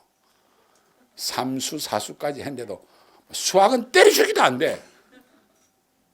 그래서 포기하고 이제 군에는 이제 대학은 적은 해놓고 가야 되니까 갈 데가 없어. 저 전라북도 호원대라는 이상한 대학이 있어요. 거기다가 이제 또 어떻게 합격을 했어. 그거는 뭐 거의 원서만 넣으면 되니까. 그래가지고 이제 군에 딱 가려고 저 친구들끼리 하고 모여가지고 강남역 앞에서 심심해서 점을 보러 간 거야. 점을 딱 보러 갔는데 얘 보고 그러더래요. 어유 교수님 오셨네. 하버드대까지 가셔야 되는데 막 그러더래요. 그래서 저거 사촌들끼리 거기서 한번 뒤로 자빠진 거예요. 야, 저 점쟁이 이제 완전히 엉터리다. 니는 공부하고 관계없, 얘는 공부하고 관계없는데 했는데 인생이 바뀌었는데요. 어떻게 된 일인지 얘가 군에 갔다 오고 나서 정신이 돌았는지 그때부터 공부를 해가지고 미국 가서 박사학위 받아가지고 지금 유명한 교수가 돼 있어요. 이런 애들 꽤 있어요. 이건 20년 전에도 일어난 일이에요. 그런 제자들은 저는 있어요. 그런데 엄마 아빠가 애를 대치동에서 교육에 외고에 뭐에 끝까지 했는데 아직도 빌빌거리는 애들 의외로 많아요. 또. 계속 마마보이로 마마걸로. 이건 알 수 없는 겁니다.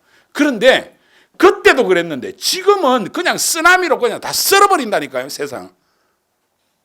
그래서 지금은 센 놈이 살아남아. 여기서 세다는 거는 공부 잘하는 놈이 아니고 쓰나미하고 붙어서 이길 놈, 에너지가 강한 놈이 살아남을 가능성이 있으니까 이 대학 원서 쓰는 거 가지고 기죽지 말자.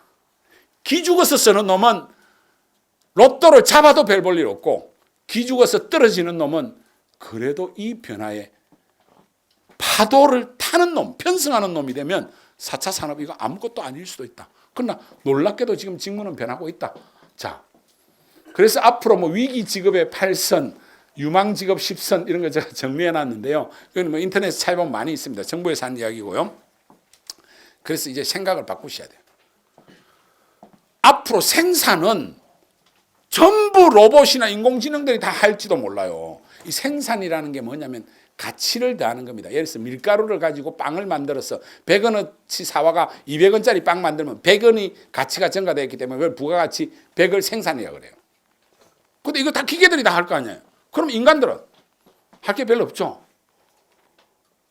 다 그렇잖아요. 웬만한 생산이. 그러면 인간들한테는 새로운 개념의 생산이 나올 거예요. 잘 노는 것이 돈이 될 수가 있어. 이미 잘 노는 것이 돈이 되는 세상이 됐어요.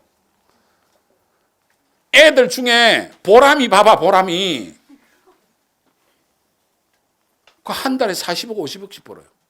그래서 최근에 세무조사 막 들어오고 난리야. 이제는 논다는 것이 생산 개념으로 바뀌었다는 게 유튜버 크리에이터에서 잘 나타나고 있어요. 지금 여러분들은 유튜브의 크리에이터들이 얼마나 고소득인지 2018년에 3조 7천억이에요. 우리 미디어, 국내 1인 미디어가. 지금 2028년 8조 원까지 늘어나고 있고요. 초등학생들한테 물어보면 삼성전자, 구글 이런 데 안 들어간대요. 초등학생이 가장 선호하는 직장, 1위 직장이 어딘지 아시는 분한테는 원장님한테 뭐 장학금을 주든지 등록을 면제시켜 주든지 하라고. 어딘지 혹시 아십니까? 초등학교 학생들이 제일 들어가고 싶은 우리나라 직장. 조그만한 회사야. 말해봐요. 어디? 샌드박스. 저 학생 맞췄어요. 원장님 알아서 해결해 주십시오. 샌드박스라는 조그만 회사가 뭐 하는 회사냐면 유튜브 크리에이터 양성하거나 유튜브 크리에이터들 소속사예요. 초등학생들은 여기 미치는데 세상은 그렇게 가고 있어요. 그래서 우리 조카가 아니 우리 집 너뚱이가 이상한 괴물 주물거리고 앉아있으면 얘 희망 있는 애야. 우리 애가 의학원에 가서 맨날 A 받아오고 동네 학원에서 전부 다 선행합서에서 앞서 나간다. 헛방일 가능성이 많아요. 세상이 이렇게 분명히 바뀌고 있어요. 그렇죠? 우리가 알파고에 충격받았죠. 알파고 제로는 그 알파고를 순식간에 30시간 안에 박살내버렸어요. 그보다 더 큰 변화가 우리 앞에 나타나고 있다. 이 상황에서 우리가 어떻게 원서 쓸 거냐 하는 것을 먼저 고민하면서 쓰기를 바라면서 마지막으로 원칙 3가지만 짧게 말씀드릴게요. 자, 일단 대학을 볼 것인지 적성을 볼 것인지. 나는 폼생폼사 가면 대학만 딱 이름만 보고 쓸 수도 있고 나는 적성만 과만 보고 쓸 수도 있는데 그래 안 해도 돼. 섞어도 돼. 나는 3개 중에 2개는 대학 이름이 중요하고 1개만 적성을 찾겠다. 아니면 2개 적성 1개. 이런 식으로 유연하게 하셔도 되고 그 다음에 일성일무 일패로 무조건 쓰는 건 아니다. 즉 소신, 적정, 안정 이렇게만 쓰는 건 아니다. 지금 무조건 오래 진학해야 될 장수생 시험을 무조건 잘 보내는 안정, 적정만 써야 되겠죠. 그럼 이성일무 시험을 망쳤다. 나는 재수도 불가한다. 그러면 일무 2패 적정 소신 2개 아니면 소신 3개 이런 식으로 이거를 일성일무 1패를 무조건 쓰는 건 아닙니다. 자기의 어떤 이번 대학에 대한 자기의 목표를 가지고 이걸 일성일무 1패로 할 건지 이성일무로 할 건지 일무 2패로 할 건지 이것부터 먼저 정해야 된다. 그 다음에 대학을 볼 거냐 적성을 볼 것이냐 이런 거. 그 다음에 마지막으로 원서 쓸 때 최종 결정 시간도 정해놔야 돼. 소신은 마지막까지 눈치 봐야 되고 안정은 미리 당일날 오전에 써도 돼. 그렇죠? 그래서 최종 결정 시간과 결정권자까지. 왜? 이것도 어머니 아버지 싸우다가 갑자기 이모가 나타나서 털어가지고 저는 그런 거 많이 봤어요. 많이 봤어. 그래서 적정은 누가 쓰고 소신은 내가 쓰고 안정은 급만은 우리 엄마가 쓰고 이런 식으로 딱 정해가지고 몇 가지 원칙을 이거 다 정하셔야 됩니다. 다 정하고 세상의 변화도 읽어내고 그리고 이 책을 수능 6교시라는 생각을 가지고 5번 이상 공부하면서 여러분들이 원서를 쓰시면 올해 좋은 결과를 낼 뿐만 아니라 못 냈다 하더라도 앞으로 우리 젊은이들이 살아가는 미래에 이 자체가 자산이 되고 얼마든지 여러분들이 이 엄청난 변화의 파고를 편성하고 그 파도에 타서 젊은이답게 우리 부모들이 만든 그보다 더 멋진 세상을 만드는 중심에 서는 주인공이 될 거라고 확신합니다. 감사합니다.